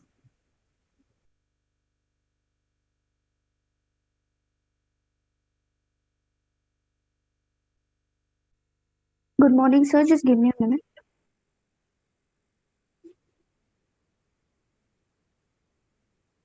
Good morning to one and all present here. Today, I, along with my friend and partner Nandini Balan, are going to be showing a PowerPoint presentation on the Syrian crisis and try giving a possible solution about it.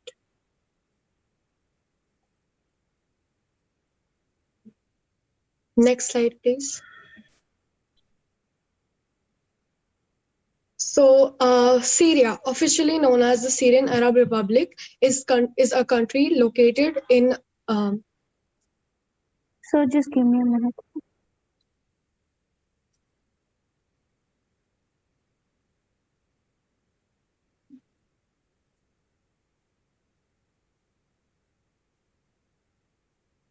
Yes, sir. Sorry.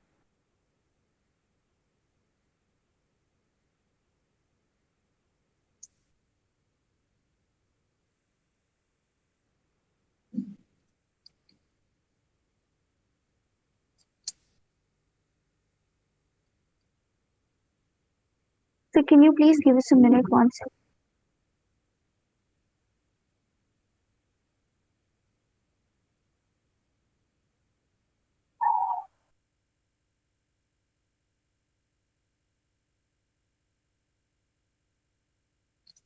Yes. Yes, thank you. So Syria, officially known as the Syrian Arab Republic, is a country located in the Middle East. It is its border on Turkey, Iraq, Jordan, Israel, Lebanon, and the east, and the Mediterranean Sea in the west. And Syria is rich in natural resources like phosphate, oil, etc.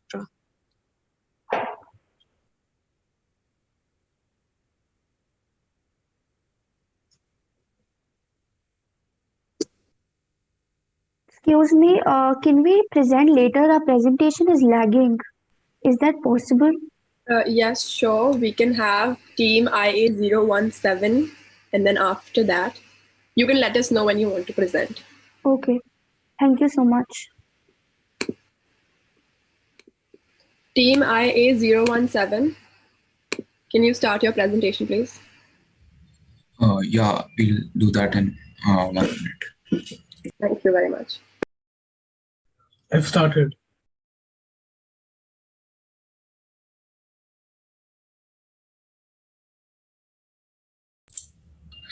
Yeah, just 1 minute before we start. Good morning, Vanan present here today. Good morning, Vanan present here. Today I am Isha Joshi and my partner Karan K. Roy are going to present a PPT before you on the topic volcanic eruptions of Kutlama, and our school code is IA017. So let's begin. So the next slide talks about what is Kotlama and where is Kotlama located. So Kotlama is basically, the meaning of Kotlama is the land of many trees. And Kotlama is a Central American country which is south of Mexico, and it is also home to volcanoes, rainforests, and Asian Mayan cities. The capital Kotlama city features the stately National Palace of Culture and the National Museum of Archaeology and Ethnology. Lake Etlin, formed in a massive volcanic crater, is surrounded by coffee fields and villages. So the next slide talks about the situation analysis, and that is a description of disaster. So Fuego volcano erupted on 3 June, which was around 3,076 meters, which leaves 201 people killed and 27 were injured and 260 people were missing. The volcano emitted around 8 kilometers, that is 5 miles, and it contained the stream of hot lava and a dense cumule of black smoke and ash that blanketed Kotlama, capital city, and other regions. Thank you. Could you please show the next slide? Yeah. Thank you, Misha. I'll take it from here. Solutions could be, there could be NGOs or cooperatives which could help people who are affected by the catastrophe happened in Guatemala by providing resources and shelter for a short period of time by the government. Number 2, ensuring farmers produce enough food and resources to feed their families, supported by the Oxfam Canada. For a short period of short-term plan, we could provide emergency food aid and contingency plan for the people affected by this catastrophe. Loans given to farmers to rehabilitate. By this, I thank you all and have a nice day ahead. Yeah, we are done by our presentation. Okay, so your solution, which you said is to, could you give me in points what you said was your solution? Don't read out the whole thing, just tell me 2 things. Yes. Long-term solutions to Guatemala food shortage can be found in programs and partnerships that increase farm production. Could be a coordination of NGOs and cooperative aims to build a different kind of society where collective and individual human rights are respected, and the Union of Farmers Organization by delivering training on agriculture practices. The World Food Program is responding with the food parcels and the distribution of nutritional biscuits and special fortified cereal. Karan, my observation is this, thanks for the presentation. Whenever we are talking about crisis, yes, right? The solutions you are giving are the long-term effects, but the present crisis, how are you going to overcome that? That is something which needed to be said in your No, I don't need thank an you, sir. I'm just saying that, making a comment. It needed to be said in your presentation, like we've said for the previous ones, that the immediate crisis, whenever the crisis takes place, people have died. There is the houses have been run over by the lava. There is a problem in breathing. There's a lot of high temperatures around. So immediate requirement of aid is required here. And that is something which I would have expected in your solutions while we are coming to the long-term solutions also. Thank you. Sir, I would like to add on it. Please go ahead. Sir, if there is a crisis that is now, we can advise people to stay inside their house and close their windows. And the second is to wear full sleeves, so that the skin does not affect that much. And we can call the NGOs or the health centers to the health organization. And yes, one more thing, you can wear the glasses so that it does not affect your eyes, because ash is very harmful for our health. That is the ash from the volcano, and it can severely burn our skin. So thank you, Amisha. Yeah, and also like to add, good presentation, but you have focused a lot on the farmers bouncing back, which I think is a big challenge when you have a volcano, because the soil is the first thing which gets affected. And it's not going to be easy for agriculture to build back very quickly. It's probably an extremely long-term thought process. So you need to keep that open. Yes. Ma'am, the government of Kotlama provides small loans to the farmers, because all the houses are burned and the people also have severe burns. So their economic conditions are not good. So they provide short-term loans, which can be paid later. Thank you. Thank you. Now we have team 018 presenting. So you can start with your presentation.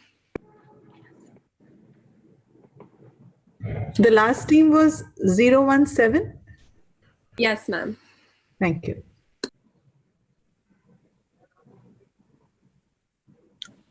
Should we begin? Yes, please. Okay.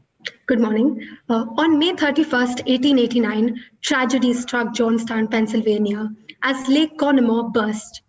20 million tons of water tore apart the poorly maintained South Fork Dam. Over 1,500 homes were destroyed, and over 2,000 people were killed. The living were injured, mentally shaken, and shelterless.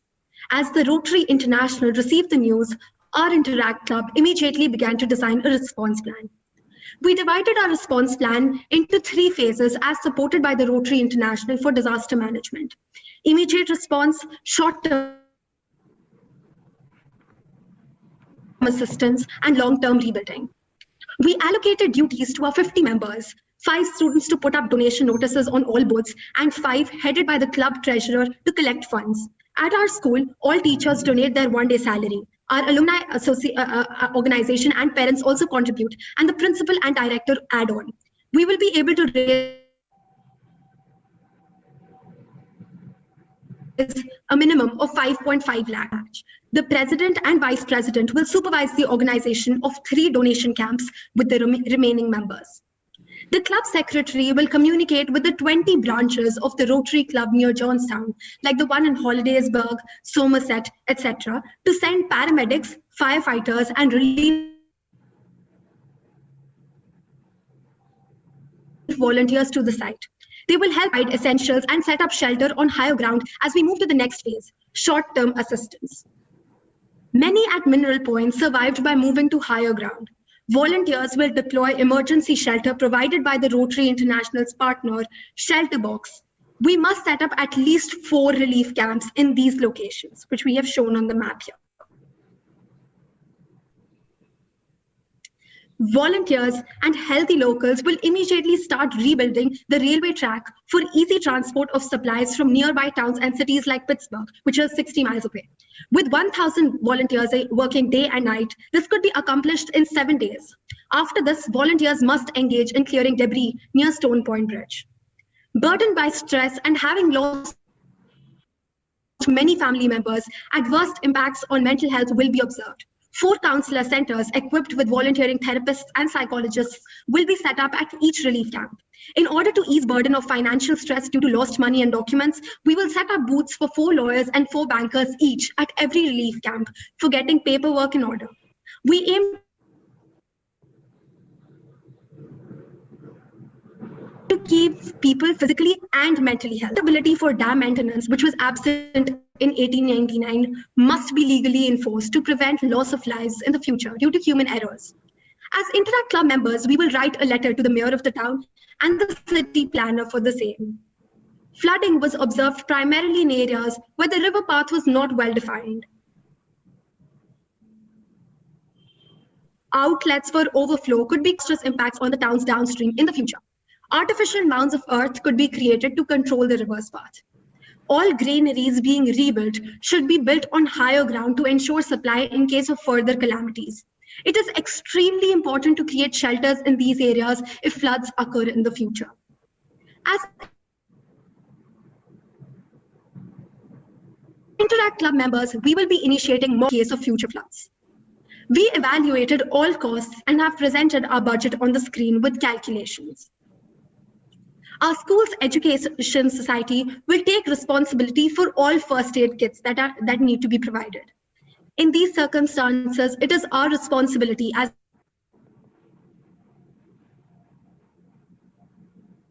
human beings to help each other.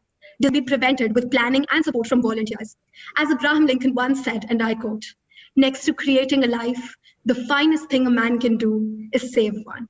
Thank you.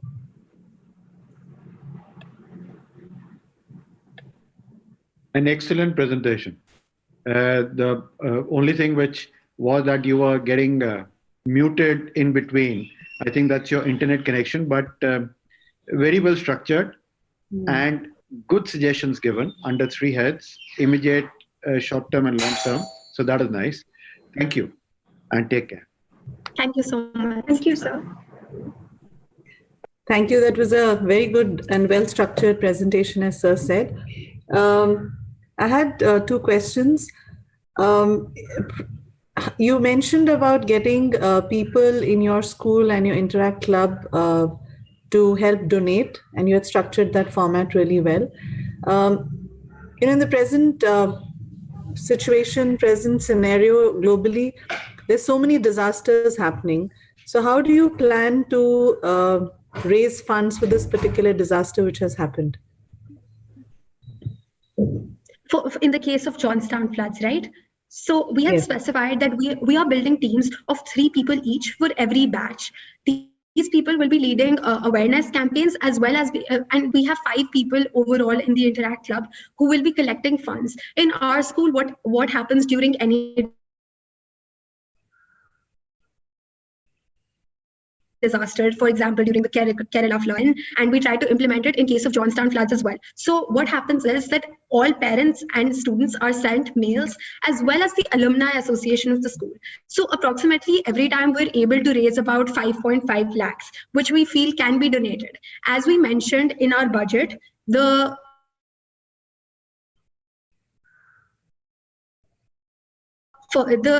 budget required for, we believe that with just a little more extra effort, because we believe that we can collect 5.5 lakhs minimum, and with extra help, what happens is we generally reach out to the parent community, those who are doctors as well, to see if they can provide us with medication that is generally used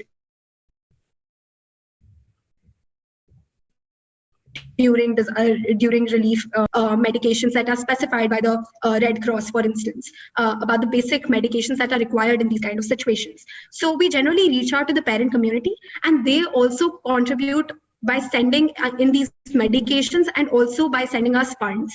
We set up funds to raise money, and we're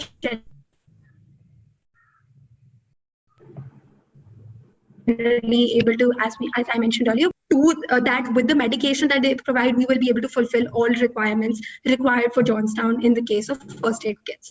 Seher, would you like to add on something? Yes, definitely. Along with that, we are connected to organizations, and we feel putting in front of them the whole situation, we'll be able to garner support because it is actually these times when all the people can come together and garner support for such an important issue, and together, just by small amounts, we can bring a large change. So that is what our aim is. One last question. You mentioned about the railroads being repaired first. So in the condition that there is a huge flood which has happened, how effective would be considering that as the first option, or do you have any other option of transportation of supplies to the affected area? Because if it is all flooded, how effectively would the railroads be, repaired back? It would definitely be a challenge. So for this case, we actually took a reference to what actually happened in 1889. So what happened was that the red wooden bridge to replace the stone bridge that had been destroyed, because at that point of time, it was very difficult to get any other sort of transportation. Keeping in mind that we're looking at 1889. So which is why we felt that we should incorporate it in our plan as well, because we thought that that was a very good move, especially given that obviously extra supplies are going to come in from cities like Pittsburgh, because Johnstown is a small town. Moreover, it has been destroyed. So the resources that they have are very limited. And we believe just like they accomplished the task in 7 days by having relief workers work day and night, we believe that we could replicate that during our plan, in the implementation of our plan as well. Yes, and ma'am, adding on to that, we researched a lot about the other ways of transport, and we thought that out of all, this was the one which is the most feasible at that point. So that is why we came up on this point. Thank you. I think your research is really good. Compliments. All the very best. Thank you so much. Thank you so much. Thank you so much, sir. IA018 exceeded the time limit by 30 seconds. Thank you. Next, we have Team 016. So Team 016, you can start your presentation, please.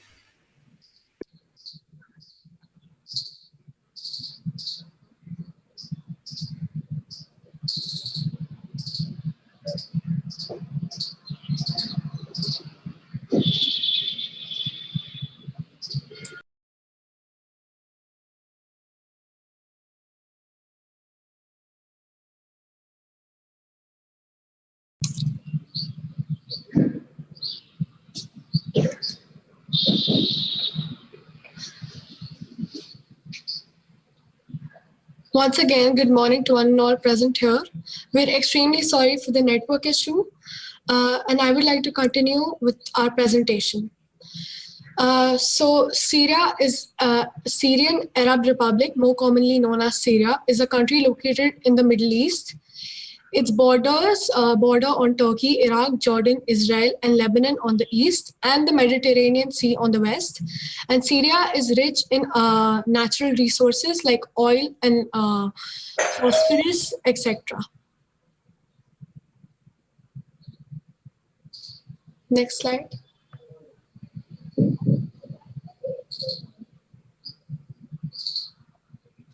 Planning process.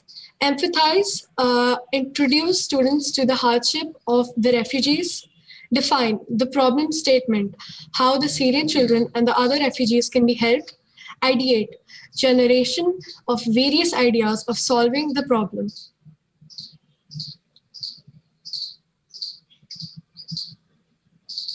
So reasons for the Syrian crisis, civil war between the rebels and President Assad, political repression, corruption, Tucsonia effect.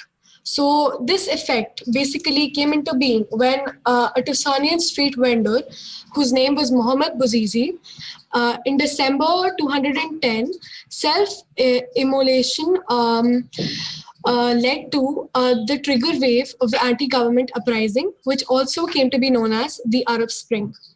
The rapid growing population, which led to the sputtering economy and lack of food, jobs, and schools in the Syrian uprising took root, and the uneven economy.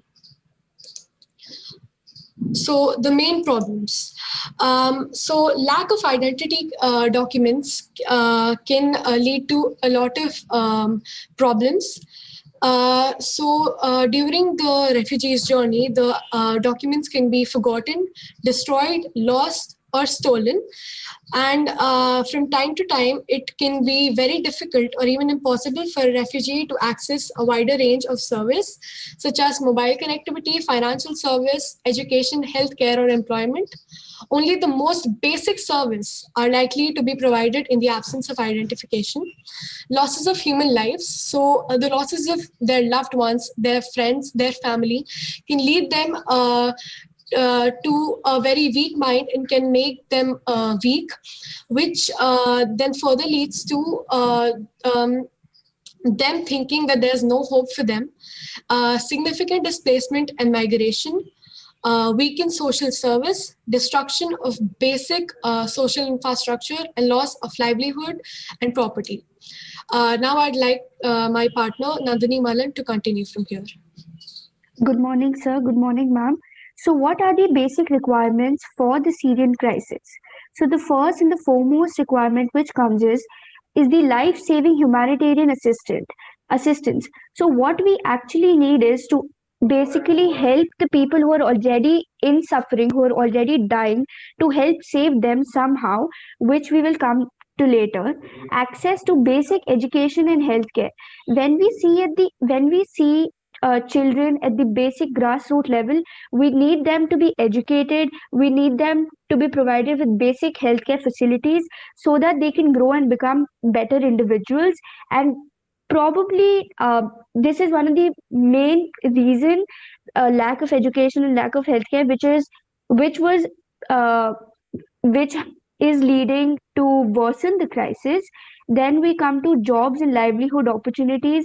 We need to provide them with jobs and livelihood opportunities. It sounds very idealist and utopian, but it has to be provided through job exchanges, through basic jobs which can provide them money to sustain a living, which could be as long as giving them just 2 meals a day.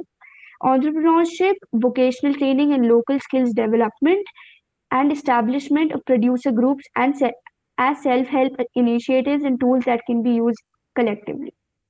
Solutions at club level. The solutions which we need at the basic club level of, say, a school or an organization could be arranging various medical equipment and clothes, arranging donations, fundraising, and using social media as to sensitize the world. So now if we come to medical equipment and clothes, it's a very basic need and it's required by everybody, and it's the one and the most important requirement for people all across economic stratas, be it a rich person who's in a suffering or a poor person. Everybody needs basic medical equipment and clothes which are not being provided in Syria. So that's what we need to work on. Then we need to provide donations. Now when we come to donations, we do have a shelter care fund at Rotary International, which a lot of my fellow mates have also mentioned in today's meeting. So Shelter Care Fund is very specific and particular to the Syrian crisis, and it's an already existing organization which helps in providing funds for the Syrian crisis, and we just need to spread awareness about this existing organization throughout the world, which could be done by social media, by radio, television, by advertisements, etc. Fundraising again is an excellent option for collecting money and for helping those who are in need of it. And using social media to sensitize the world social media is a platform in today's world and day that everybody is on the social media, be it Twitter, Instagram, Facebook. Everybody is including celebrities to a person who might be in the smallest village of our own country. Everybody is using social media, and so it can be a way to spread information like wildfire. Political solutions. Now, the political solutions which we come up with are the formation of a constitutional committee under the United Nations supervision and establishing Syria's post-war constitution, which is seen as a stepping stone to elections in the war-torn country. Social impact. The impact of the Syrian crisis on the society will be discussed in this slide. Society will be sensitized towards the sufferings of the refugees and will become more empathetic. Positive influence and pressure on the government by people for improving the condition of Syrian refugees. So when we campaign about the Syrian crisis through our presentation, or if somebody does it at a much higher scale, so the impact on the society would be that the society will get to know about what is happening in Syria, because a lot of people do not know what the existing crisis is. So we need to spread awareness about it. Again, through social media is an excellent platform to do so, and it will be a positive influence and pressure on the government. Conclusion: let's hope the world will come together and resolve the Syrian crisis. We pray and pledge to make the world a better place to live for everybody. Thank you.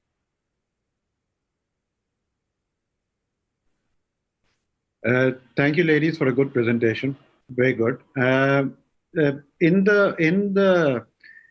First of all, I just want to say that it's Tunisia, right? The pronunciation is Tunisia.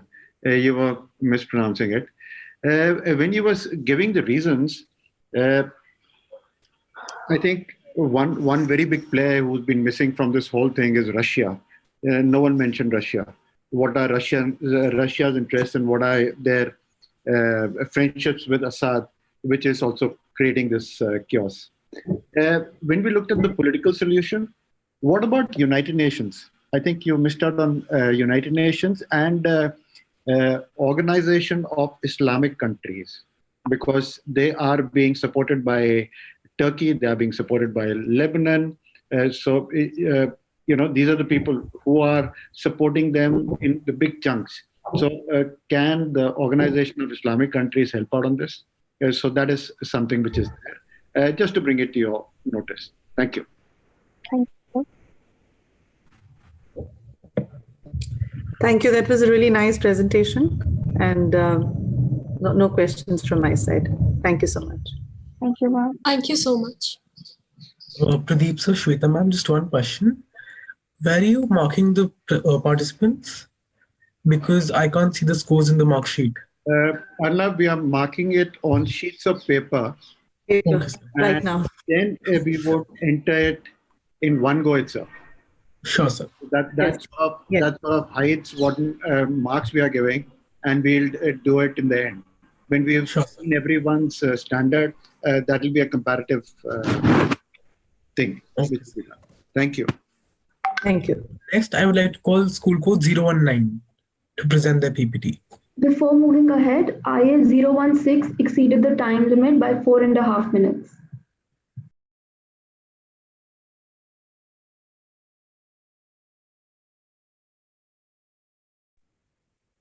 Yes, please give us a second.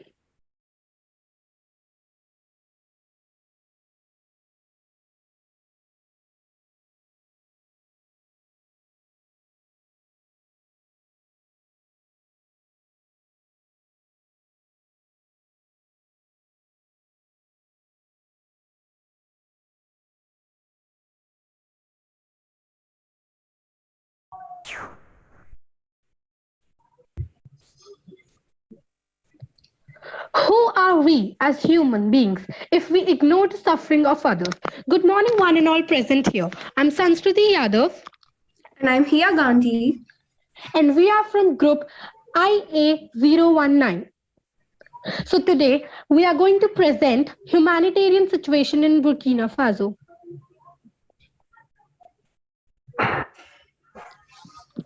So before studying about any country, we first must know its background and its history. So Burkina Faso is an African landlocked country. It was a French colony. That's why its official language is also French. Burkina Faso is rich in natural resources. It has rich deposits of gold, zinc, copper, manganese, as well as iron, nickel, limestone, dolomite, and phosphates.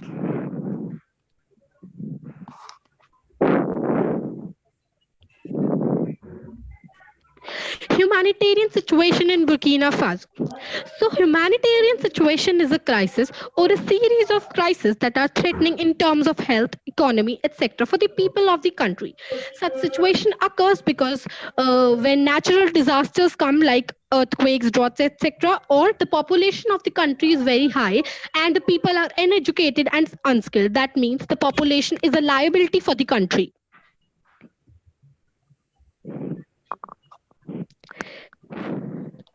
Rate of population increase. The current population of Burkina Faso is 21,097,894 based on the Worldometer elaboration of the latest United Nations data.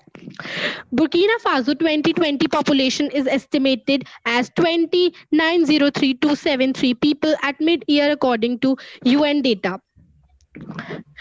Burkina Faso population is equivalent to 0.27% of the total world population. Burkina Faso ranks number 59 in the list of countries by population. The population density in Burkina Faso, poor population of Burkina Faso, often described as one of the world's poorest countries, the most recent reports estimate that roughly 40% of the Burkinabe live below the poverty line. That is, they earn less than rupees 32 per day. The main causes of poverty are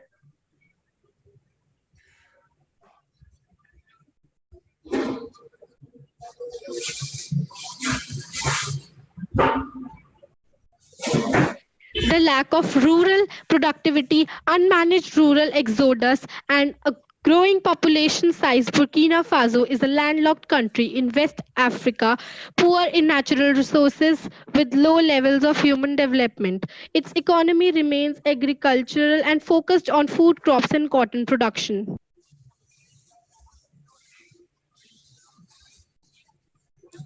Key to the solution. Part 1. Improving economy. To implement any plan, first it is important for a country to strengthen its economy. The government should take the following steps to improve their economy. Burkina Faso has a huge population, so the government can take tax from every citizen, but it should be very less. After taking the tax from citizens, the government should invest that money in human resources and to set up industries. The government should convert the population of its country from a liability into an asset. The government should provide education, open training centers, and also should take care of the health of the citizens. Hospitals should be open, medical stores, medical colleges should be open, etc. For immediate help, we can contact the Rotaract clubs all over the world to come forward and donate money and other things for the suffering people. The population of Burkina Faso is nearly around 2 crores. So if the government would take taxes of 1 rupee from every person, then also the government would be able to collect 22 crores all over the country, and which it can invest in its people. Solutions Part 2. Investment in the people. The government should invest the money in the people for better education, training, and health. Everyone should be given access to all these so that they can become an asset for the country instead of being a liability. The people of a country who are educated and are important for it are referred to as human capital. These people led to the development of the country in the future years. If the country would be developed and modern, there would be no poverty, and its population can turn out to be very beneficial as well as useful. The important thing, Part 3, unemployment. How to deal with it. So we know when there is unemployment, crimes and robberies are very common. When people do not find any work or anything to earn money, they go for crimes and robberies to have a living. So to deal with that, we have some strategies mentioned here. Strategy 1, hashtag use of labor-intensive technology. Both the organized and unorganized sectors must adopt a labor-intensive technology if sufficient employment opportunities are to be generated in both the rural and urban area sectors of the economy. Strategy 2, hashtag accelerating investment in agriculture. Second, an important reason for slow growth of employment in agriculture and rural sector has also been shortfall in investment or capital formation in agriculture. So the government should invest in agriculture because a large number of people in any country are dependent on agriculture for their survival. So if the government will invest in agriculture, there would be better types of farming methods and would give them better crops like HYV seeds. Then they could have a big income from their lands. Strategy 3, hashtag labor-intensive industrial growth. For solving unemployment problem in the urban areas, the organized industrial sector must also absorb a sufficient number of workers. More number of industries should be set up by the government so that more number of people would be employed in them and the people would get employed instead of being unemployed. So here are some images of the jobs where people can be employed: agriculture and industries. Thank you. J'espère que tu aimes.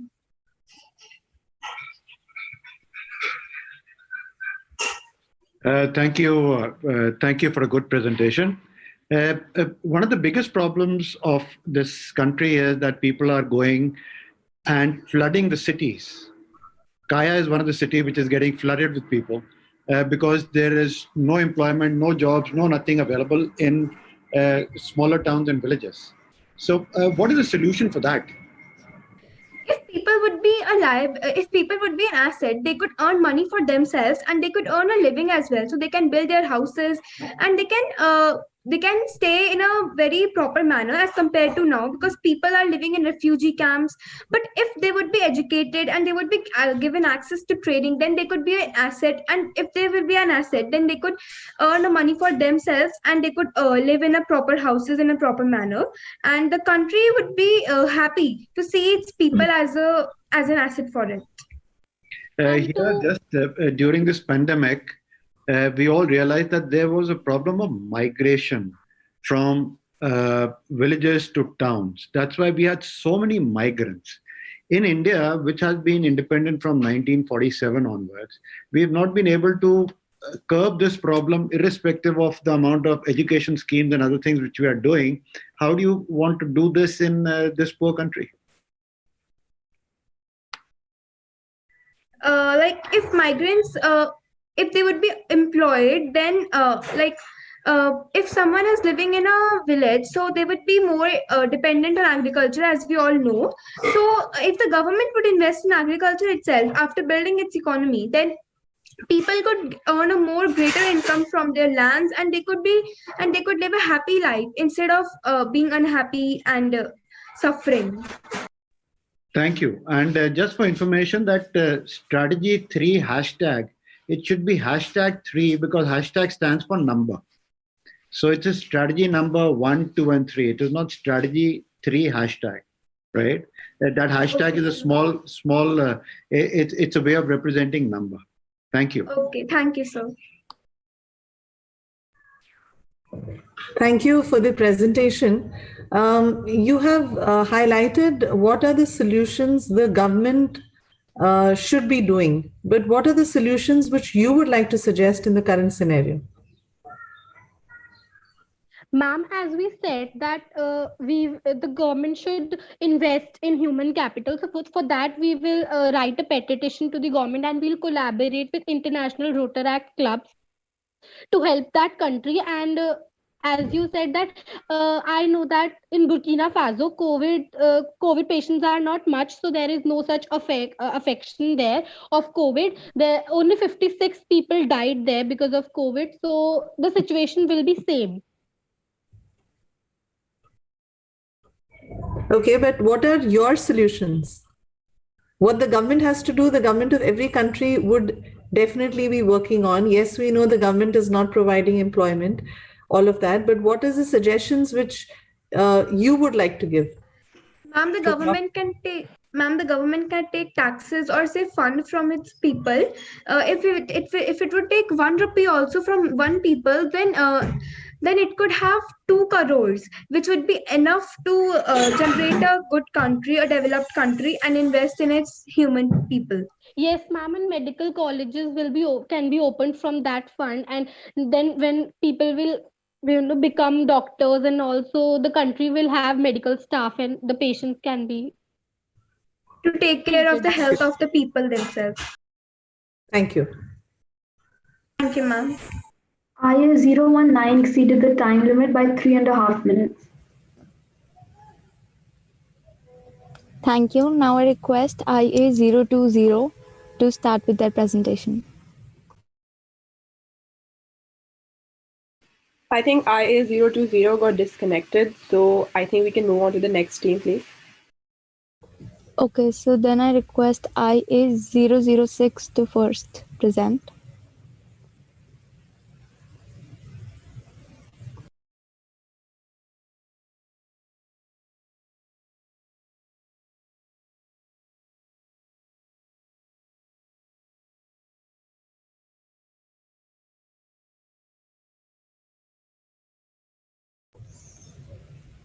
IA006.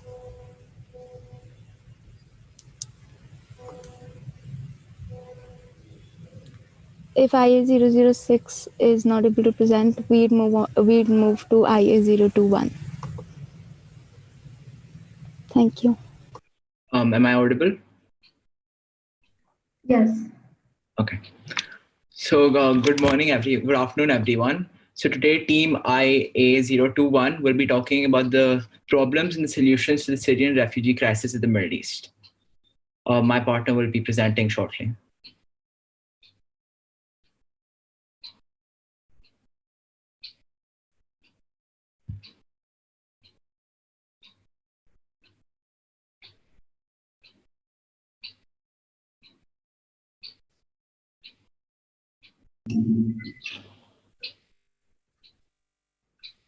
Please start. The time has started.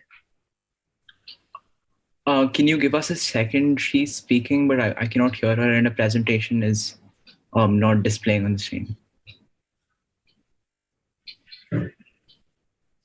No, you're not. You're not audible. Can we go next, or we'll just fix the issue? Okay, sure. Thank you. Then I request IA022 to start with the presentation.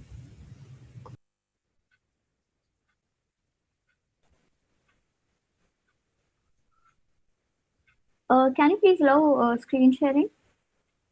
You can screen share now. Yes, thank you.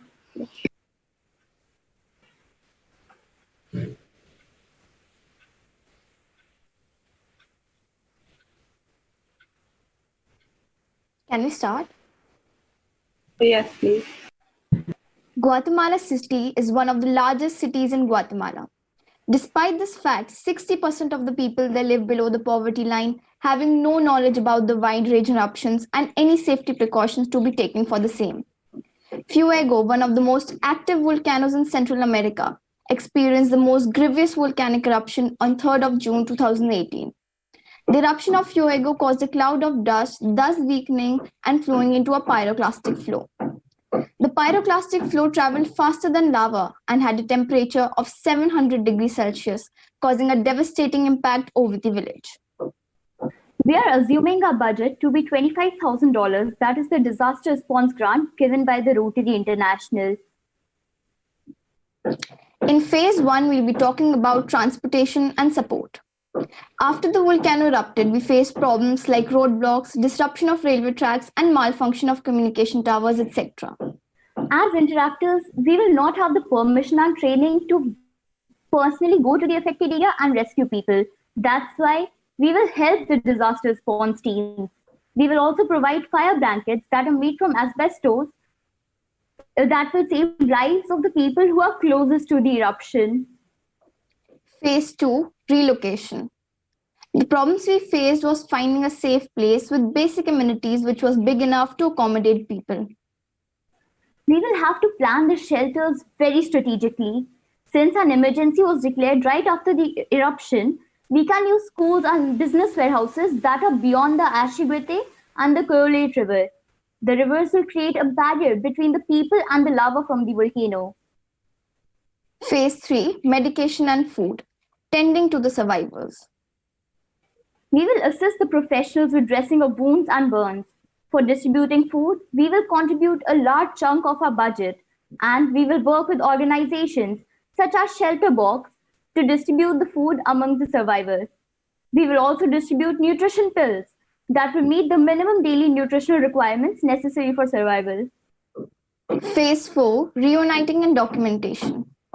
Since the last population census was conducted in 2002, we did not have an updated list of all the people living in the area. To reunite people with their loved ones, we need to make a list of people and their families. This will play a crucial role in rescuing and searching for the missing. Phase 5, getting them back on their feet. The people who survived this eruption will be traumatized from this event. They will have lost their loved ones and their livelihood. We will do what we are best at, interacting. We will communicate with people, motivate them, and give them the reasons to get back to their lives. Once we are sure that the volcano is stable for the moment, we will volunteer to build houses for the survivors. In the end, I would like to quote Marcus Tullius Cicero, non nobis solum nati sumus, which means not for ourselves alone are we born. Thank you. Thank you.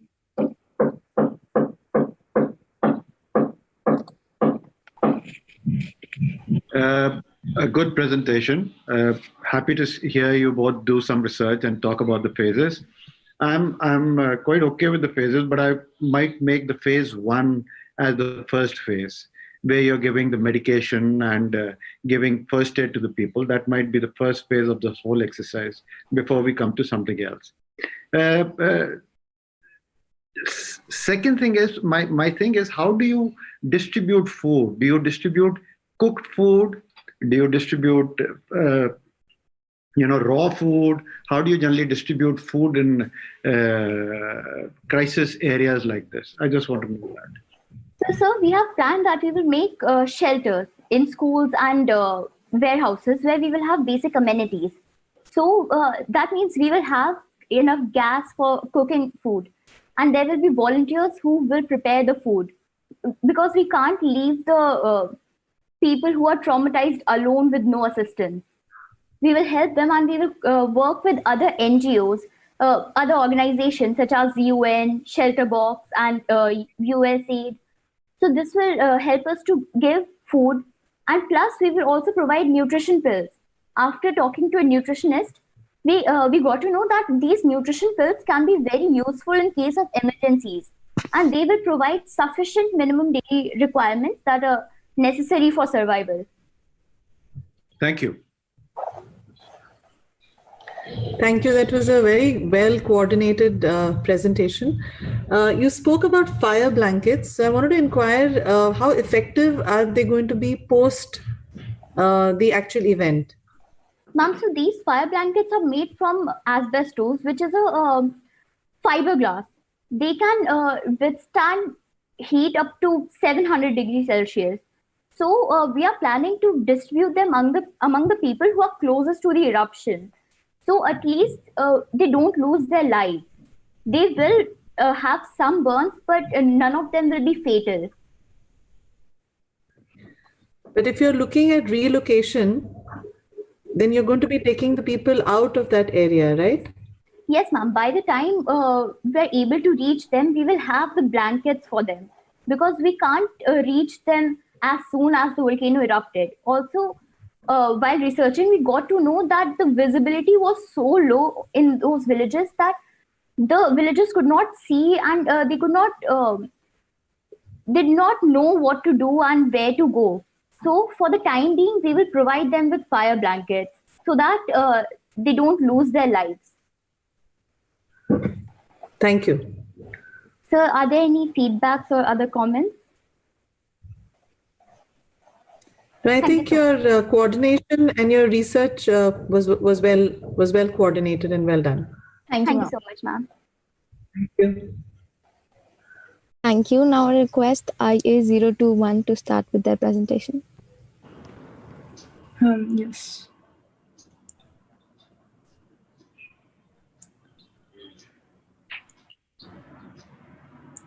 So sorry for the delay. Good afternoon. Today, IA021 will be talking about the problems and solutions of the Syrian refugee crisis in Middle East.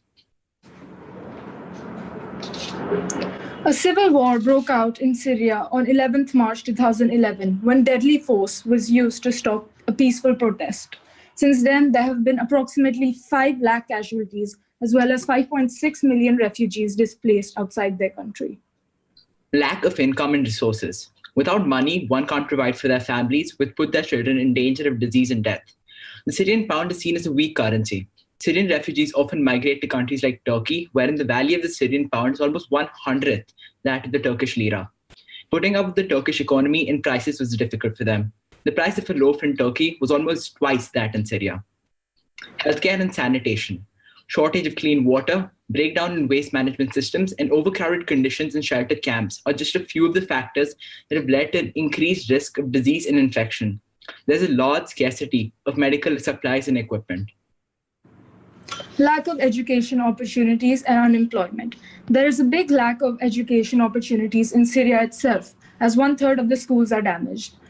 3/4 of displaced children have not been able to access proper learning opportunities outside of Syria.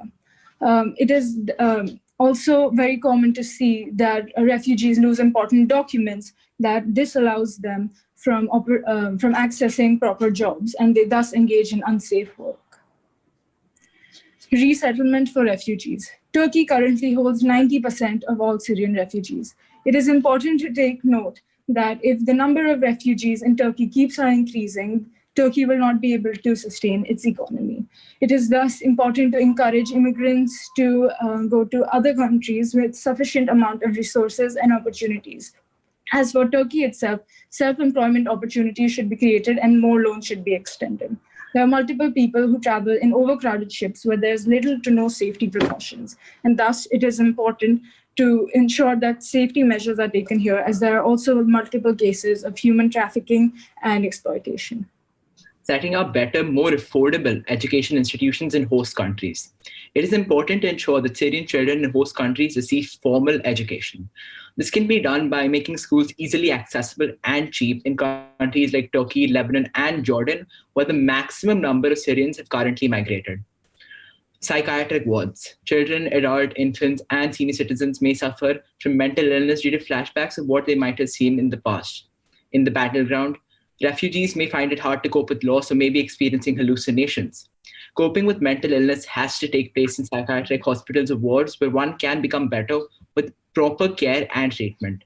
A psych eval test must be held where professionals will determine whether they are in a proper mental state or not. Employment of refugees. Refugees require money in order to start their new lives. It is said that refugees make extremely loyal employees. This also helps in the integration to society and diversifying workspaces. People should offer more jobs, and opportunity rates should be expanded by 4 to 5% and there should also be an increase in retention rates to an average of 60%. Thank you. Thank you.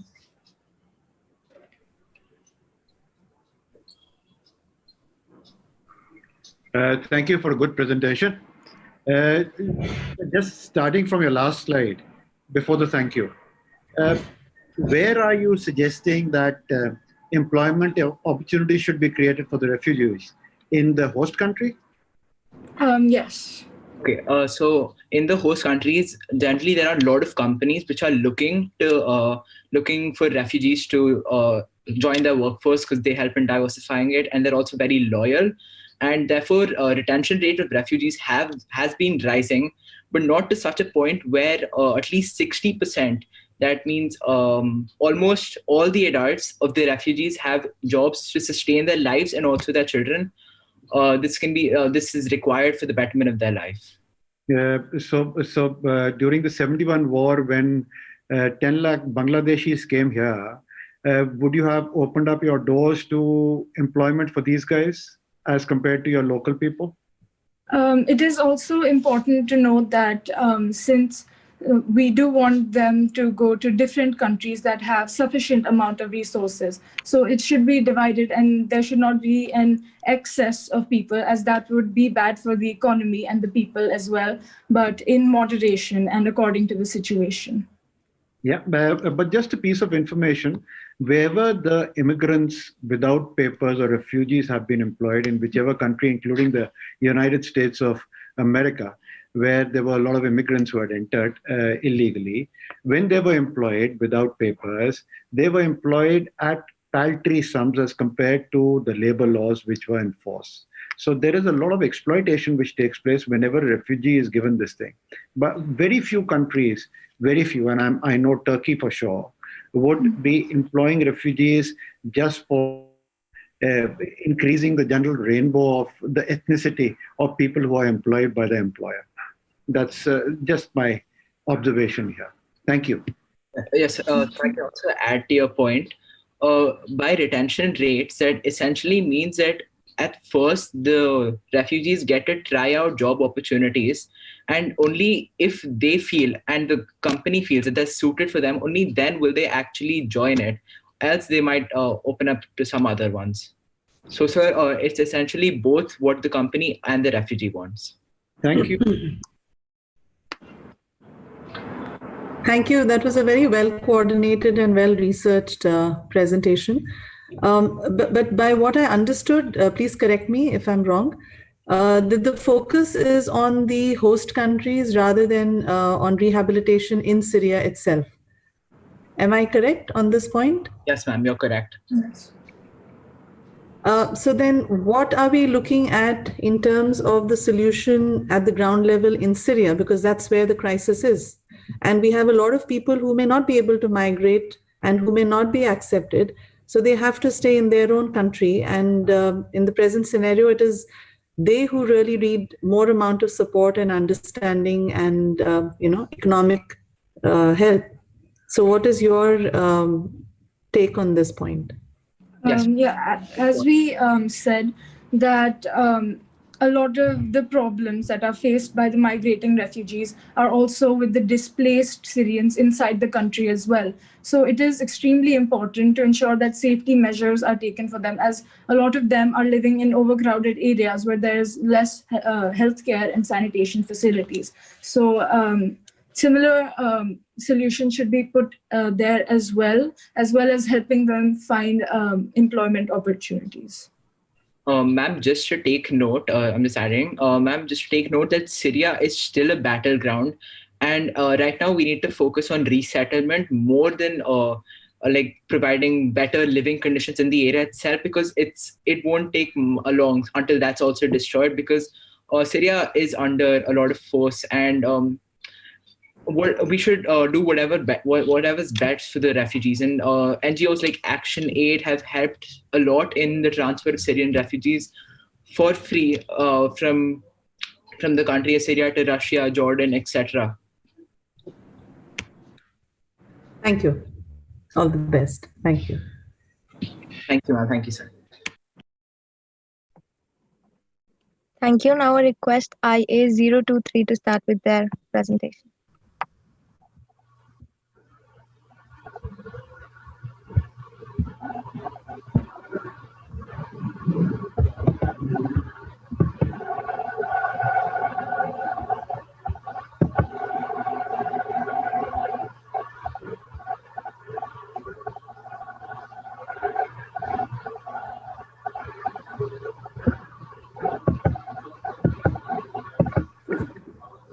A very good afternoon, one and all. I'm Shurja Das, and on the other end of the presentation, we have Diya Makkar, and we'll be presenting a case study on the Johnstown flood case. So the incident happened in the late 19th century. The Johnstown, Pennsylvania region was experiencing a lot of heavy rainfall, as a result of which the South Fork Dam burst open, and the Johnstown city was hit by a massive flood. Lot of people lost their lives, lot of people were widowed, lot of people lost their houses, and lot of people died of horrific death because they were stuck in the debris that was being carried by the flood. So when one is studying about the Johnstown case, one should also have a few things in mind. One should know a few things. Firstly, that there was lack of communication between the people at the South Fork Dam and the people in Johnstown. So no adequate measure was taken or precaution was taken by the people in Johnstown.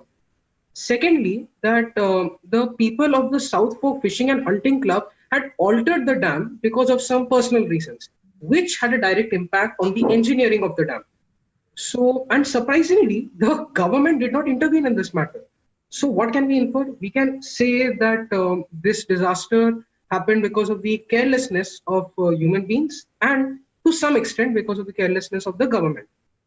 So if such a situation happens in today's time, we have come up with the solutions, which include we will use technology to send food, water, hygiene kits, and other important resources to inaccessible areas using drones. These drones will be created by University of Pittsburgh in collaboration with the Rotary Club of Johnstown, and we will also use artificial intelligence to locate displaced people. All the available food will be properly inspected and moved to dry places before sending it to the people, and we will also set up tents in areas that were less affected for people to stay.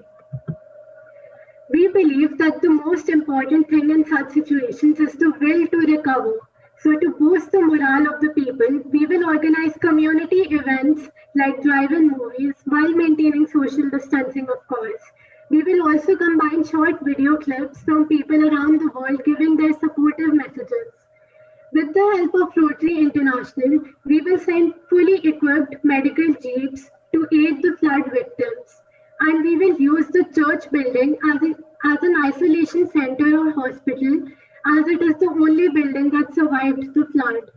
We will also set up temporary community kitchens in all neighborhoods to make proper use of the limited resources.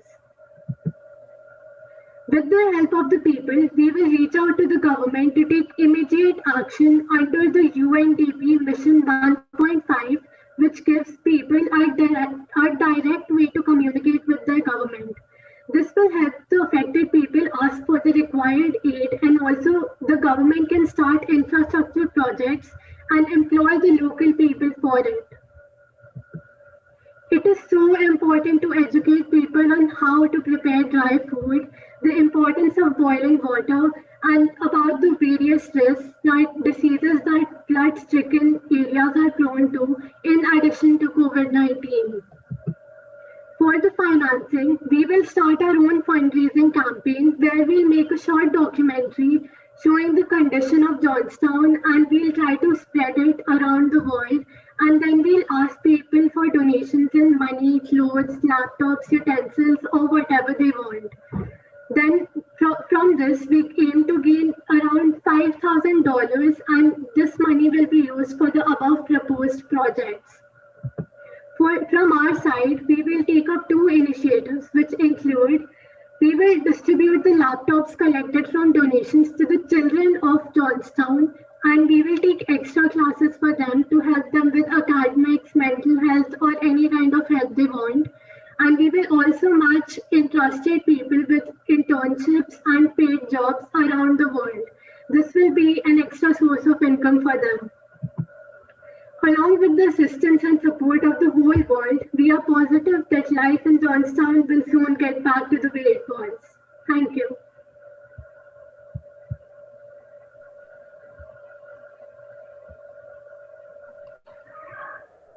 Thank you, presenters, for a very good presentation. I was quite impressed by your originality of the solutions which you gave.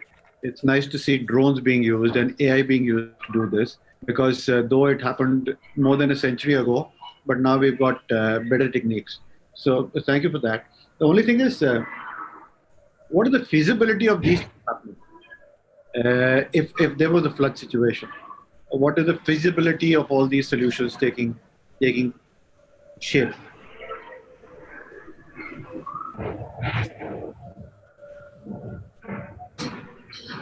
I'm just saying, what is the feasibility of your solutions to be executed on ground?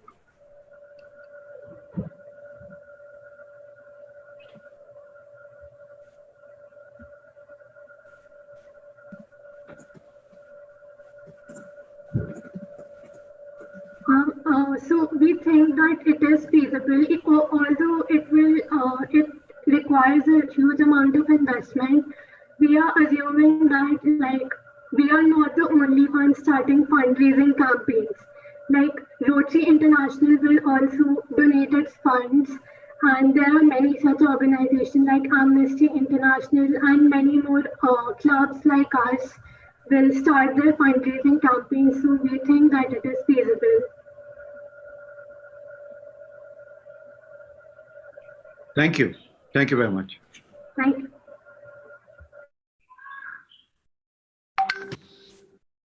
Yeah, like Sir said, I was very impressed with your thoughts in terms of how differently you could utilize technology and your drones and AI. I think that's a very great initiative and thought process.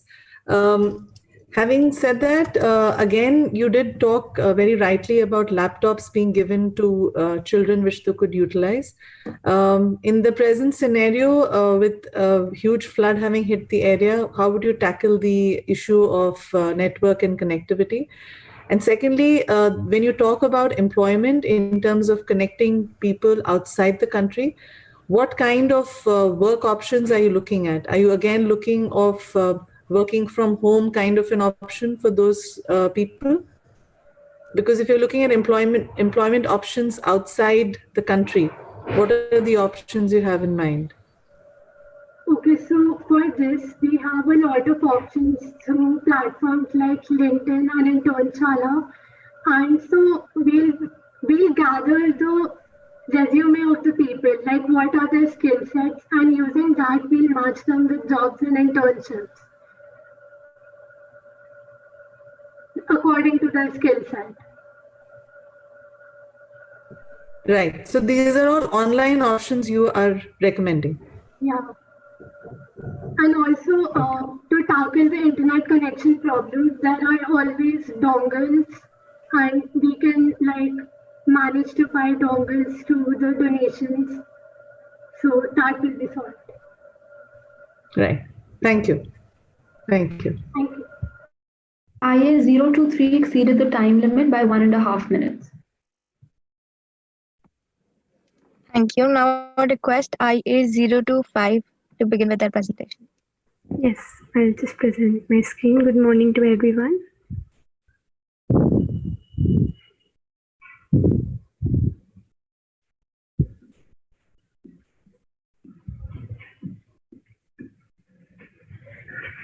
Good morning. We are representing school code IA 025. Our case study is the conflict of South Sudan.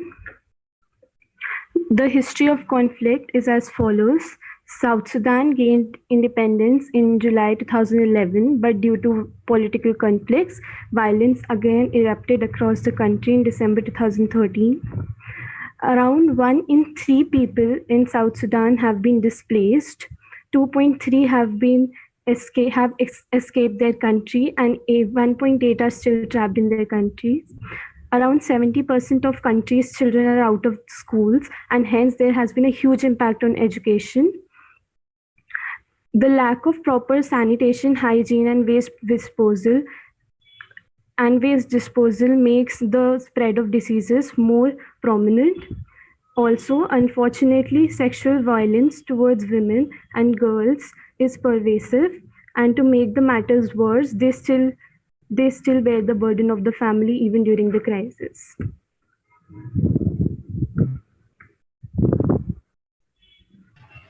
Now, coming to the situation during the COVID crisis, we must look at the fact that COVID is not our first pandemic that we are facing. We've faced a lot of pandemics in the past few years.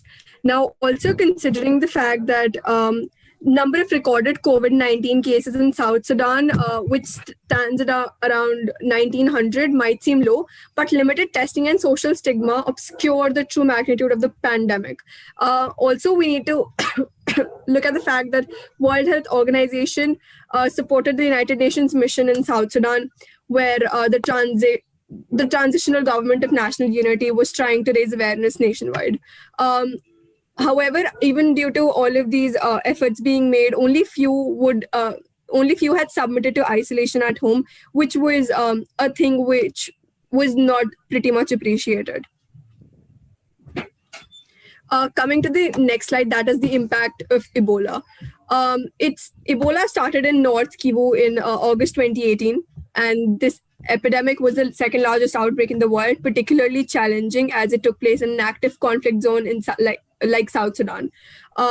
There were 3,470 cases, 2,287 deaths, and 1,171 survivors, according to the World Health Organization. With a 4,000 kilometer, nearly 2,500 miles distance between the epicenter of a new outbreak and the border, South Sudan is categorized as a priority 2 country for Ebola disease preparedness.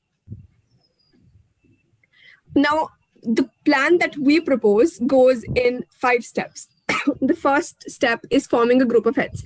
Under the plan proposed by us, we would like the Rotarians to divide themselves in groups and the refugee camp zones in zones for easy administration.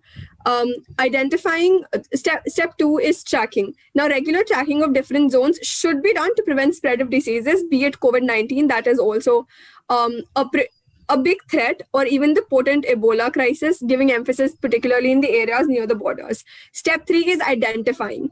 Identification of the regions affected by any of the diseases. The causes of the spread should be identified as soon as its further spread can be prevented. Step 4 is cure. Proper medications should be provided to all the people. With this, there should be good supply of food and water, particularly in such zones. Now, there have been approved vaccines and medications which have been taken for the cure of Ebola. But we cannot forget that we're still in the process of finding a cure for COVID, and it might turn out to be a big threat in South Sudan now. Step 5, and that is the last step, is spreading awareness. Continuous and constant awareness programs should be conducted in order to make the people cautious about their actions. Since a large proportion of population is of children, and there's a lack of there's a shortage of food and kids are malnutritioned, it becomes all the more important for families to know the steps to protect the young ones especially. Now, coming on to the fact that how prepared are we, critical gaps such as the need to establish Ebola treatment centers with optimal infection prevention and control, dedicated ambulance services and adequate personal protection equipment should be identified during the high-level mission. The team also should identify the need for specialized training in EVD case management, safe and dignified burials and contact tracing. To manage the risk posed by South Sudan's complex humanitarian context, history of previous Ebola outbreaks, increasing global travel and proximity to DRC, implementation of effective public health measures is very critical. In an effort to strengthen preparedness and response activities, Ministry of Health, with support from the World Health Organization, Center for Disease Control and other partners, should be engaged in a series of strategic leadership and multi-sectoral response activities. These include activation of multi-sectoral Ebola task force at all levels, advocacy with key leaders at national levels, donors, humanitarian partners, state and county level leadership, and other stakeholders. Now, we agreed to the fact that yes, there are a lot of other things going on in South Sudan as well. However, we must not forget that if people are not safe, people are infected with viruses, and there's a huge number of people dying, then there is no as such advantage of actually helping the economy or the political stability. We need to have the people at a safe stage first, and only then will we be able to work for them. If we don't have people at all in our country, then there's no point in working for them. Now, we also have to face a financial crisis. In just over a century, the world has seen major viral outbreaks, like I was talking, in the form of 1918 to 1919, that was the Spanish flu, 2003 SARS outbreak in East Asia, 2014-16 Ebola epidemic in West Africa. In all cases, the outbreaks exacted a heavy toll on people's lives and also in the economies of the affected countries. Now, this is a table where the duration of months of a particular viral outbreak, number of cases, number of deaths, fatality rate, everything is given. So looking at that, we admit to the fact that yes, it is very important for us to find a cure for the if not exactly find a cure for the outbreak, at least prevent as many deaths and as many infections as we can. Now, coming on to the final but very important necessary steps. During all of these past outbreaks, governments played a central role in not only treating the sick and containing the spread of the virus, but also in mitigating its impact on people, businesses, and economy as a whole. To do so, however, governments have to keep their own finances in good health in the midst of unprecedented pressures on the expenditure revenues and traditional sources of financing. We simply cannot achieve global health goals without reliable energy access, so we definitely need to have a good and reliable energy access. To support countries to recover better from a pandemic, we need to think beyond quick short-term fixes to long-term integrated strategies. Development of finance institutions and donor governments should overcome siloed approaches while planning investments in energy and health to build resiliency to future pandemics.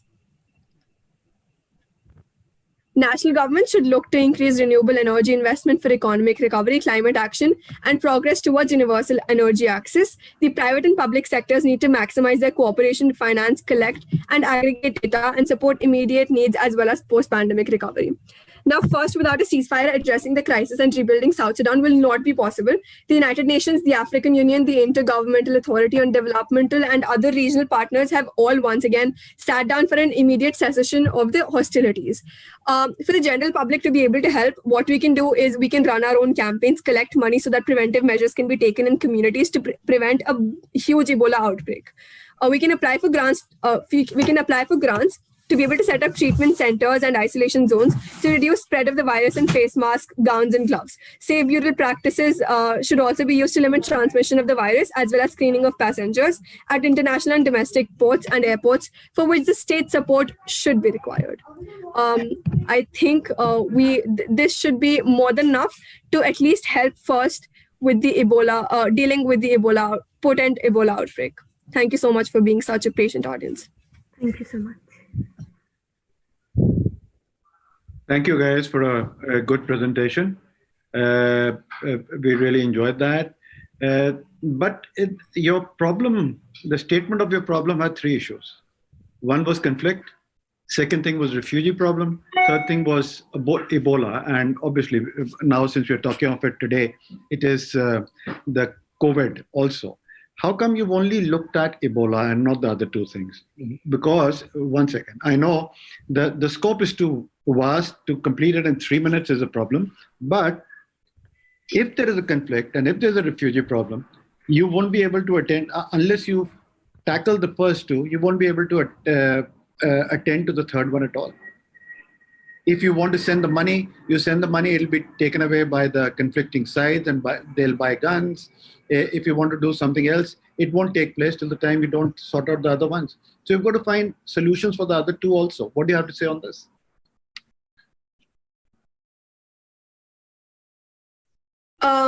Sir, we agree that yes, we do need to address the conflict and the political stability issues. But however, if we are living in a particular country, helping out another country with its political stability is not a very feasible way to go through. However, what we can actually do right now is prevent an outbreak. Also coming to the fact where you spoke about the refugee problems, as far as we've researched, we know that the UN is helping the refugees there. They've been offering sanitation, hygiene, food, all sorts of aids that were possible. So when already an organization is working really hard to help the refugees there, I think what we can do is prevent further distortion of the area, if not help it in a particular central way. Coming to the point where we talk about the conflict is an internal conflict. Being from another country, I don't think we can do a lot there. So that's why we focus on a problem which we can actually help and we would like to help. I hope that answers the question. Thank you very much.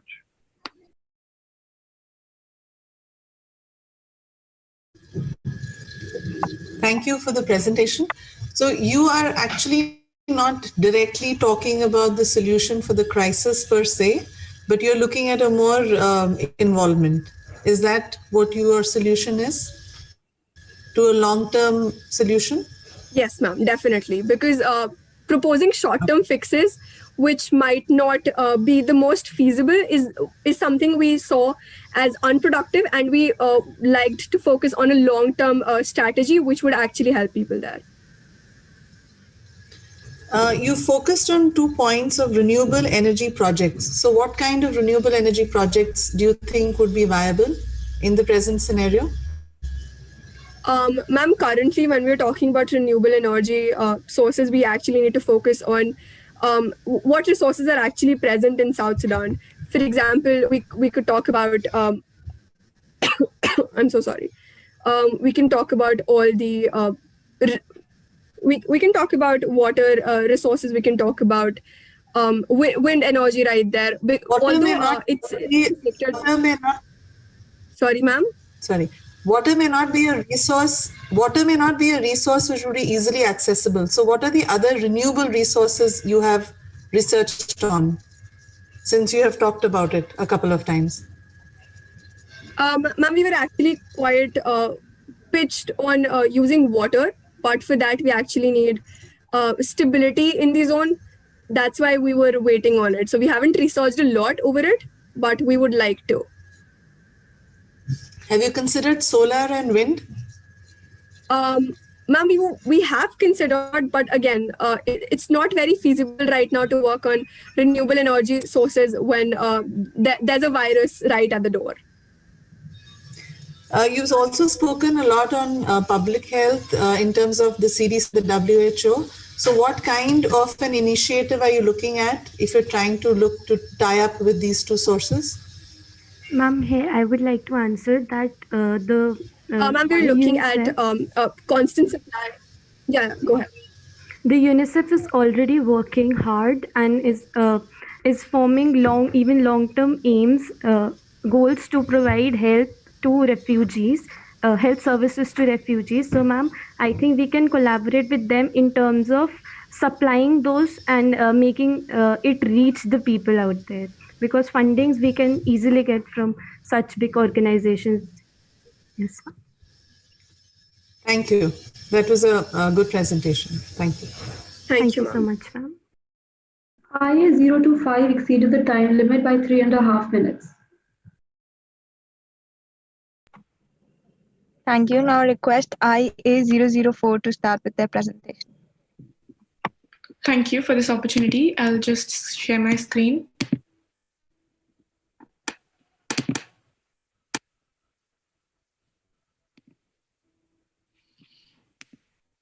Good afternoon, everyone. Today, we, the members of School Code IA004, are going to propound a presentation on case study for the humanitarian situation in Burkina Faso.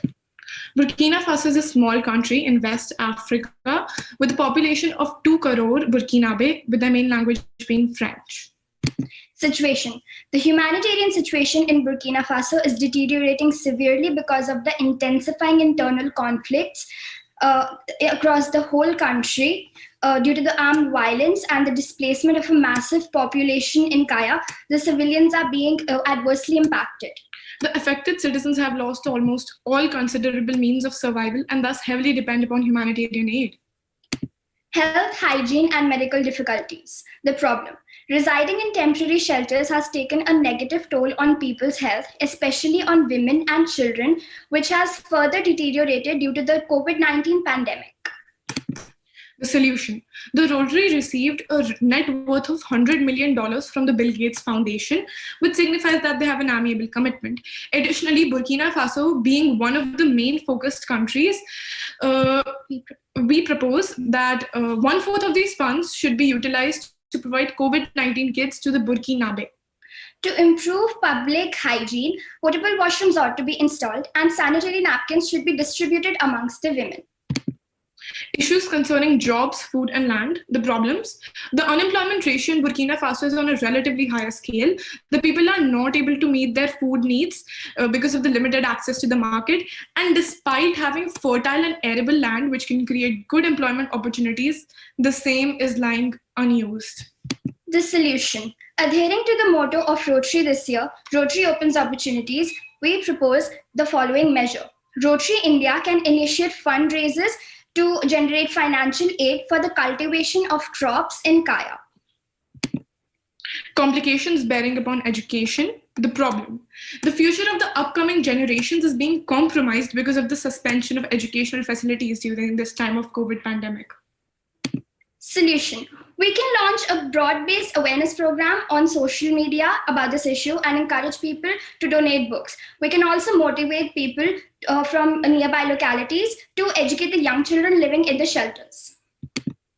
To wrap up our presentation, we would like to reiterate the main solutions we came forward with. Provision of COVID-19 kits, installation of portable washrooms and distribution of sanitary napkins, a collection of funds for crop cultivation, launching awareness programs on social media platforms and encouraging people to donate books and educate children.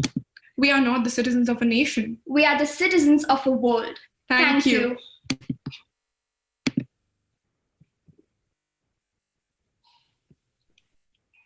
A very good presentation. We're quite impressed by your solutions, which are feasible, seem to be feasible. And thank you for your presentation. No more questions from us. Thank you so much, sir. Thank you. Compliments. It was a very excellent presentation, and I like the idea of you compiling all the solutions at the end of it, which crystallized the options which you had given. That was a good thought. One point you discussed about portable washrooms. Why are you looking at portable washrooms as an option and no other forms of local sanitation options? Because every country has a very local and specific sanitation option, particularly where there is water is a challenge. Yes. So don't you think this would increase or aggravate the situation of a portable washroom coming in? Ma'am, we focused on portable washrooms because the people living in makeshift shelters, they don't have a lot of other facilities, especially the sanitation facilities and ma'am, other problems. There are other problems, but we considered this one because we found it to be one of the main issues.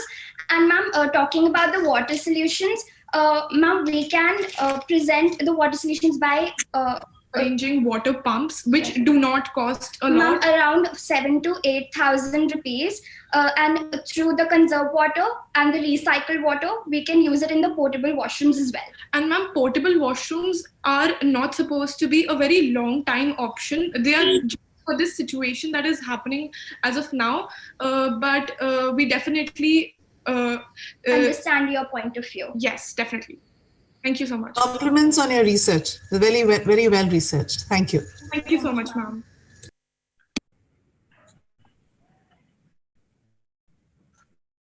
Thank you. Now request IA006 to start with the presentation.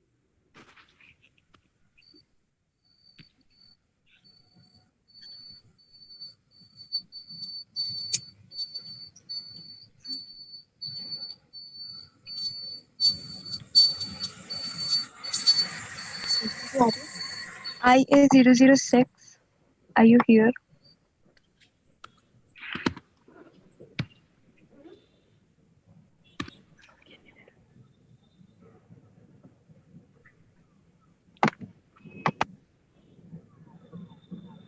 I don't think 006, I can only see one participant who is not unmuting herself.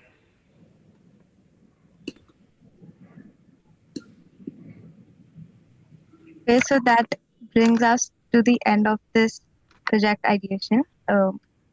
We move on to, I like to hand over to Hia to move on to the awards. Thank you. Thank you, Anika. Now I request Mr. Naman to address the participants.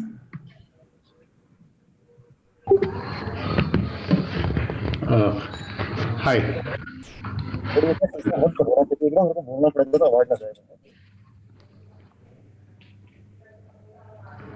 Yeah, it was pretty exciting viewing this. Compliments to the Interact Club and all of you. It was really exciting, and the way all of you've researched, it was phenomenal. I'm pretty impressed, and I'm sure the judges, the amount of research they've done, and everyone was quite engaged. So compliments to the team, and at this age, all of you are so concerned about the world problems. It's pretty exciting to know that. I was going through the videos and I was judging the videos yesterday, and I must make a few comments from there. I was looking at the videos. 2 points that really came out as sustainable projects that some of the Interact clubs have undertaken. One was around having a recycled a paper recycling machine installed at the school, so where they're actually recycling paper and using them. It was pretty exciting. I know one of the schools had mentioned that, and there was one school which has installed a sanitary pad making machine at the school, and they're distributing sanitary napkins to the destitute women. Pretty exciting. I was so impressed that such projects have been taken up. So kudos to all of you. Kudos to the Interact Club of Birla Vidya Niketan for having organized this. Do keep it up. Thank you. Thank you so much, sir. I request Mr. Pradeep Bahari to inspire the students.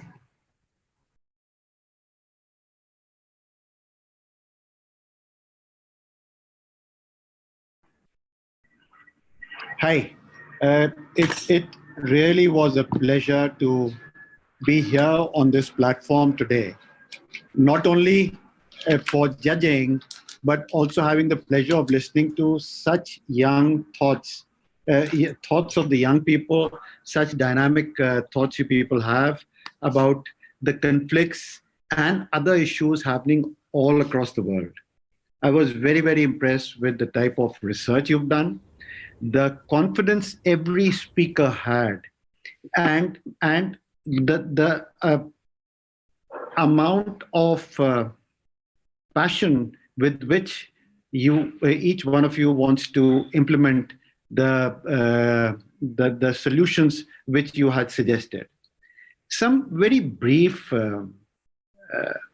observations from my side, because you're all good, but you can always improve. And over a period of time, we become more and more confident whenever we are talking to people. One is the slides, most of them were very busy. When I say very busy, means you had typed everything on that slide. Maybe that was to help you to read out from the slide, but they were very busy slides. Generally, I would prefer a slide having 4 or 5 points on it, and then you speaking out based on every point. Second point I've already covered in the first one is most of the people were reading out from their slides. That is not required. We are all watching that beautiful PowerPoint presentation. If we want to do that, we could always, we don't require anyone to read it out for us. So that is the second point. The third thing is learn to pronounce some of the things which are very, very important. I'm not talking about normal words in English, which we all have a different way of pronouncing, but I'm talking about proper nouns. It's silos. It's not silos. It's as I told you, one of the, it's Tunisia. Then someone talked about Guatemala, and instead of Mala, that person was saying Lama throughout. So every time he or she talked about that country, it was Lama. But let me tell you, a lot of research has been done and very impressive. And to get associated with BVN organized programs is always a pleasure. And you always have my blessings for it, and wish you guys all the best. Thank you, all the schools, for participating in this great event. Thanks a lot. Thank you so much, sir. It means a lot. Now I would like to call upon Mr. Pradeep Kumar to give his valuable feedback. Well, I must applaud the most wonderful event which you people have organized. The beauty of it is my special thanks to Naman and to Sumna Ganguly ji for coaching you guys, for creating such a beautiful show. The best part is that I could get a feel of how children in the schools are learning and researching and acquiring new knowledge, thinking critically as to how to deal in a crisis, what are the challenges, what are the priorities to be done. So it was a very nice experience, as Pradeep Bhari explained. That's a good feeling to see people learning very well. And very good points made by the judges. I must thank them that their questions were very thought-provoking, and it must have added to the learning of the participants. Overall, my impression is that BVN is one of the most outstanding internet clubs, and my impression is that internet movement in Delhi, NCR in District 3011, is a real strong one, and thanks to Rakesh Kumar ji, Rotarian Rakesh Kumar, for leading that effort. Thank you very much for inviting me. Thank you so much, sir. Our pleasure. I would like to call upon Mrs. Shweta to address the participants.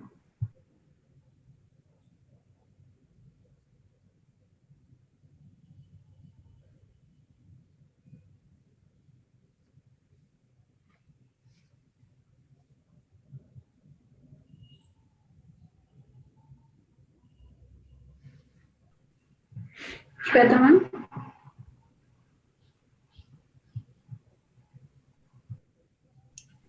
I believe that the internet connection. So a last call for team 006 for the project ideation event. Team 006.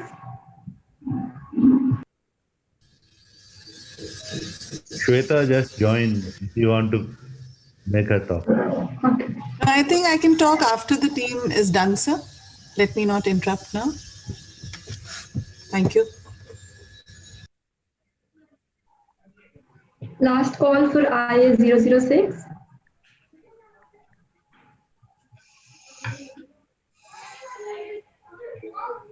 Ma'am, you may go ahead. Kindly Shweta, I think they're asking you to speak. You got it? Okay. Yeah.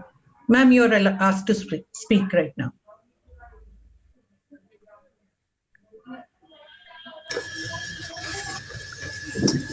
Thank you so much for the opportunity to be a part of this really, interesting and stimulating program. It was a pleasure to hear all the young minds put across their thoughts. And I think Pradeep sir has covered up most of the technical parts of the whole program. And I had a few suggestions for students in per se. A lot of you have very good ideas, but I think what is missing is how effectively can those ideas be put at the ground level? Because when we have a crisis, yes, funding is important, but what is also equally important, I feel, is that how well is the funding utilized and whether it is going to the right places for the people for which the funding has been sent in. So it's very important that your mind should also look at that aspect about how effectively. So some of the presentations were probably the ideas were very basic, but they were very effective in terms of how effectively was the crisis being managed in that point. That's all I had to say. It was great, and thank you all for giving this opportunity, and all the very best to all the teams. Thank you. Thank you so much, ma'am. We can now open the forum to all the students. So if anyone would like to share their experience of this event or an experience of them being an interactor, please feel free to share. Sorry to interrupt you.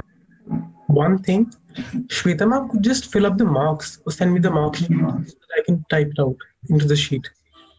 Yes, I'm just doing that. I'm just sending it to you in 5 minutes.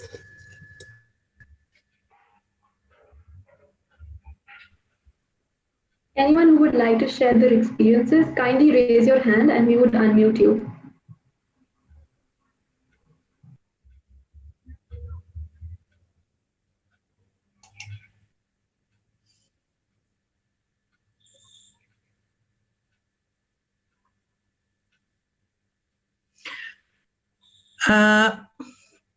I'll jump in between since nobody is coming to speak up.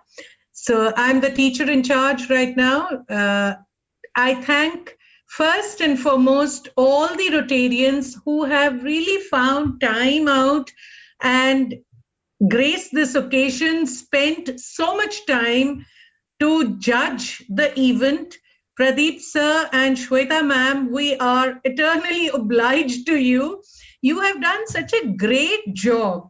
I mean, one is to sit mute and the other is to actually ask so many students different questions. I really thank you from the bottom of my heart, and I think InterAct. I represent InterAct when I say thank you. And Pradeep ji, Naman, Kashu, Mr. Kashu Bhalla, and all the other judges.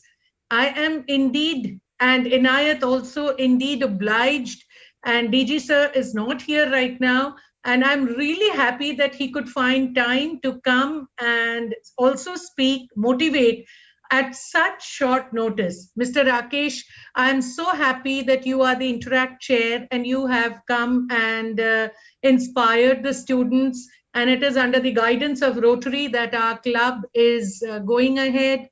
And Mr.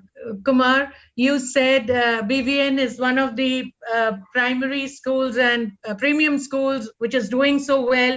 It would not have been possible unless all of you were there to help and guide and motivate us. So thank you very much.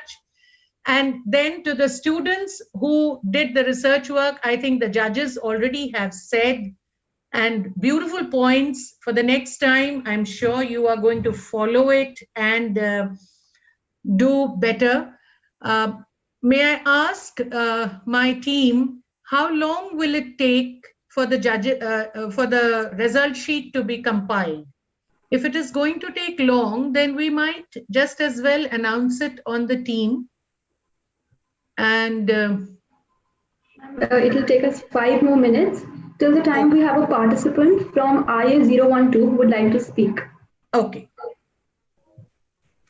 So I hope I'm audible. Yes. I would like to say that I had a really learning experience, and the case studies which were given to us, they were very well thought of. Not just my case study, which was of Guatemala, but rather all the other case studies which were given, they were very well thought of. And the solution everyone had given us, that everyone has thought of, they were very innovative. And the judges all the judges had asked some or the other questions to them, which really made us think and introspect not just our approaches towards the situation, but rather of the others as well, the approach they took and how could we also improve. It was honestly a learning experience, and I'm really glad to be a part of it. Thank you. Thank you so much.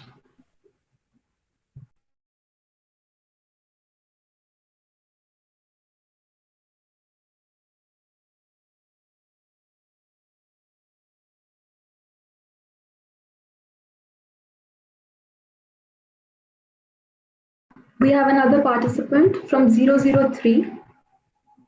Kindly unmute them. Yes. Yeah, am I audible? Yes. I think that it was a very great learning experience, and we definitely got to know about a lot of different perspectives on a lot of different case studies, and also the judges' remarks were a very good learning experience for us. And I would like to thank each one of the participants and also the judges and teachers for such a great experience. Thank you, and good afternoon. Thank you so much.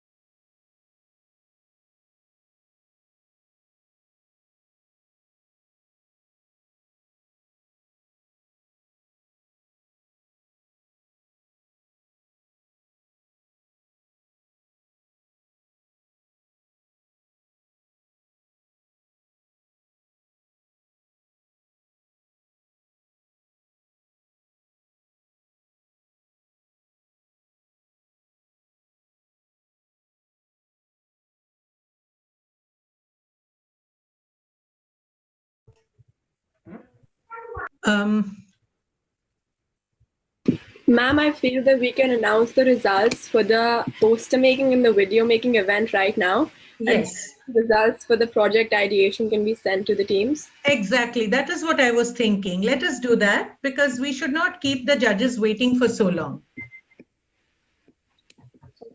So we have the event, which is, yes, our event of the poster making event, that is Strokes for Society. Our judges were Mrs. Rachna and Iladri Paul, sir, but they're not present right now. So we ask Mr. Rakesh, sir, to please announce the results.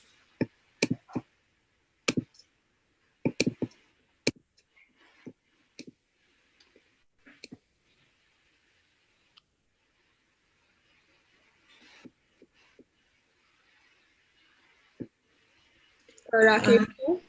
Yes, I'm audible. Yes, sir. Yeah, sorry, actually, I was traveling earlier, just reached my office. Sorry for this delay. Okay. First of all, before I announce the result for this Strokes for Society, I would also like to congratulate each and every participant who participated in this event, and they had their in-depth research And on the basis of that in-depth research, they had derived so beautiful solutions, workable and feasible solutions, in fact, we can say. So I would like to congratulate each and everyone. And for that, first of all, I will congratulate Internet Club of Birla Vidya Niketan, Inayat, because I am following your Interact from last 4 years. And I can say you are the most dynamic Interact Club of our district under the mentorship of Parent Club, Rotary Club of Delhi South. Like you are having the mentor, respected Som Dua ji, Pradeep Bari ji, and Pradeep Kumar ji, and PDG Deepak Kapoor ji.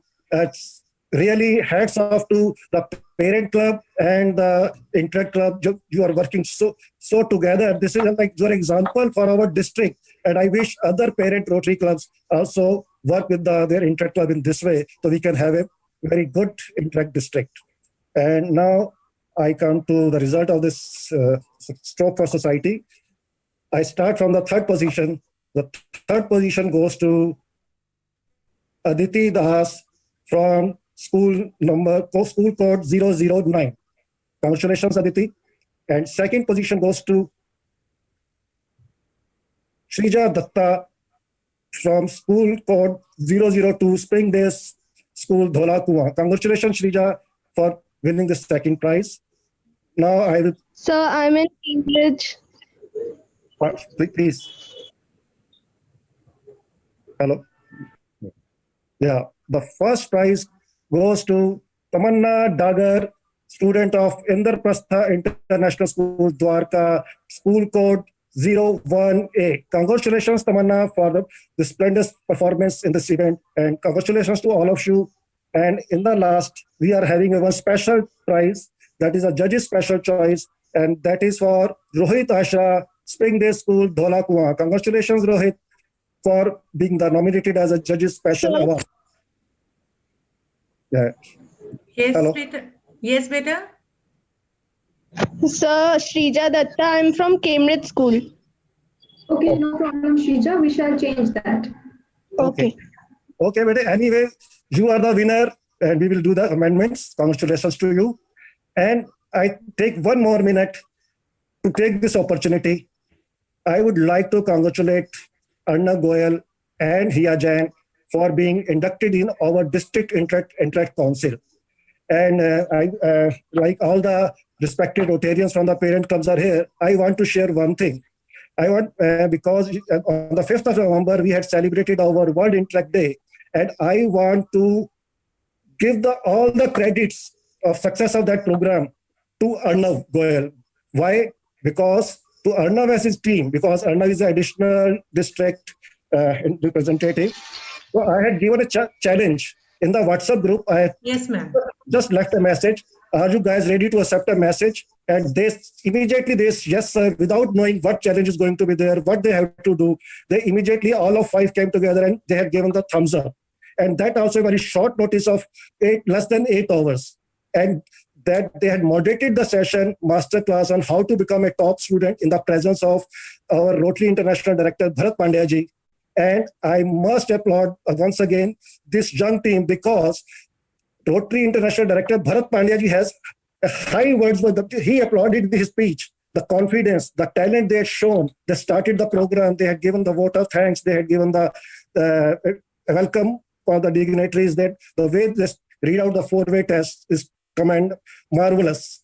And once again, congratulations to all of you. And who's in the event who was not able to get any position, all the best for and better luck next time. As you all know, this year current year theme is Rotary Opens Opportunities, and we will provide you such more opportunities in the coming days with the help of Birla Vidya Niketan and Parent Rotary Club Delhi South. You will get such more opportunities to compete and show your talent. Thank you so much. Thanks a lot, sir. Thank you so much, sir, for being here in our event. Now, I would just like to share why we introduced the Judges' Choice Awards. So our criteria for the selection of the best posters was 50% of our judges and 50% from Instagram likes. So that it doesn't become a popularity contest, we made 50%. We made an extra Judges' Choice Award for the best art that was done. So that is the reason behind us introducing this new award. Now I request Mr. Naman sir and Mr. Kashu sir to please announce the awards for the second event, Video Making, Filming Our Future.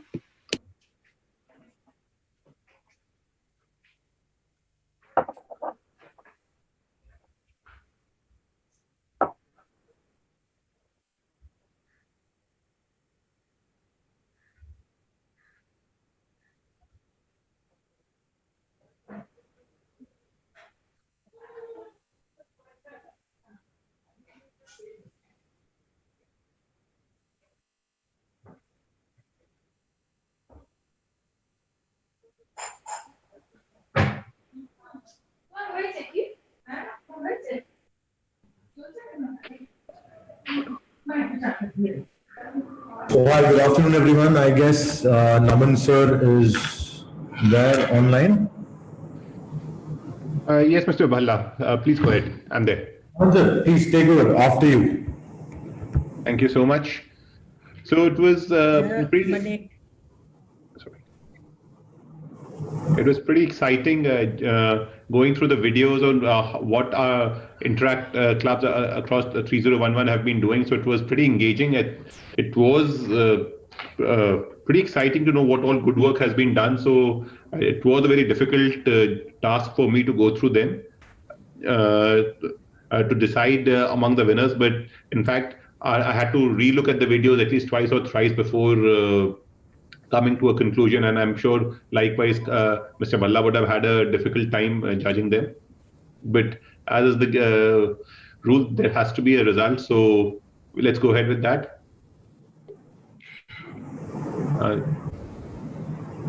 The second runners-up position has gone to Cambridge School Srinivas Puri. So congratulations Arushi, Tanya, Anushika, Shloka and Chandra and the entire team of Interact Club of Cambridge School Srinivas Puri.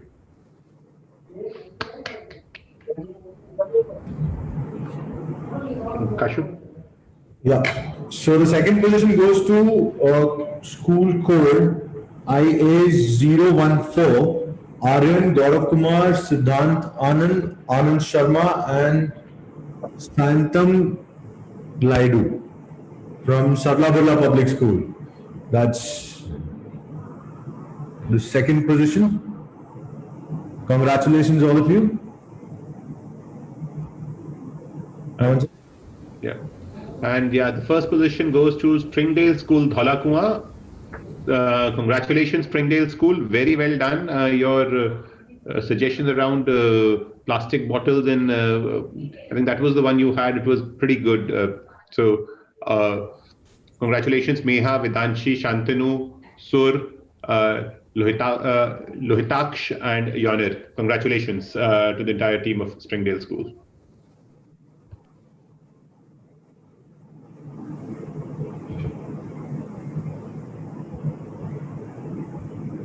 Now we have the Judges' Choice Award goes to Tagore International School, Ahana Bhardwaj, Bhumika Saxena, Rihanna Singh, Soumya Sinha, Sanya Malkoita and Kashvi Badgal. Congratulations all of you.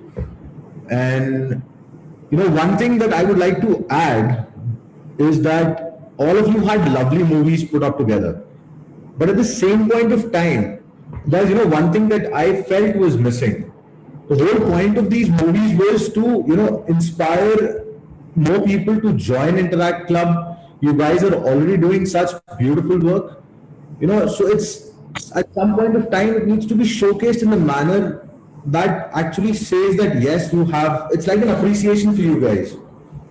So one more input that I would like to give is, let's work on a little bit on the scripting and the presentation of it so that people get to know how hard it is to actually do these work, as well as you communicate with them to join hands and actually work for good. But all in all, it was a lovely experience with you guys, and I must say commendable job for all the works that you guys are doing.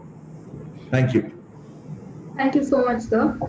This brings us to the end of the event. I would like to thank all the judges for taking out time and guiding the participants. I congratulate all the winners and thank all the participants. Good day, stay safe.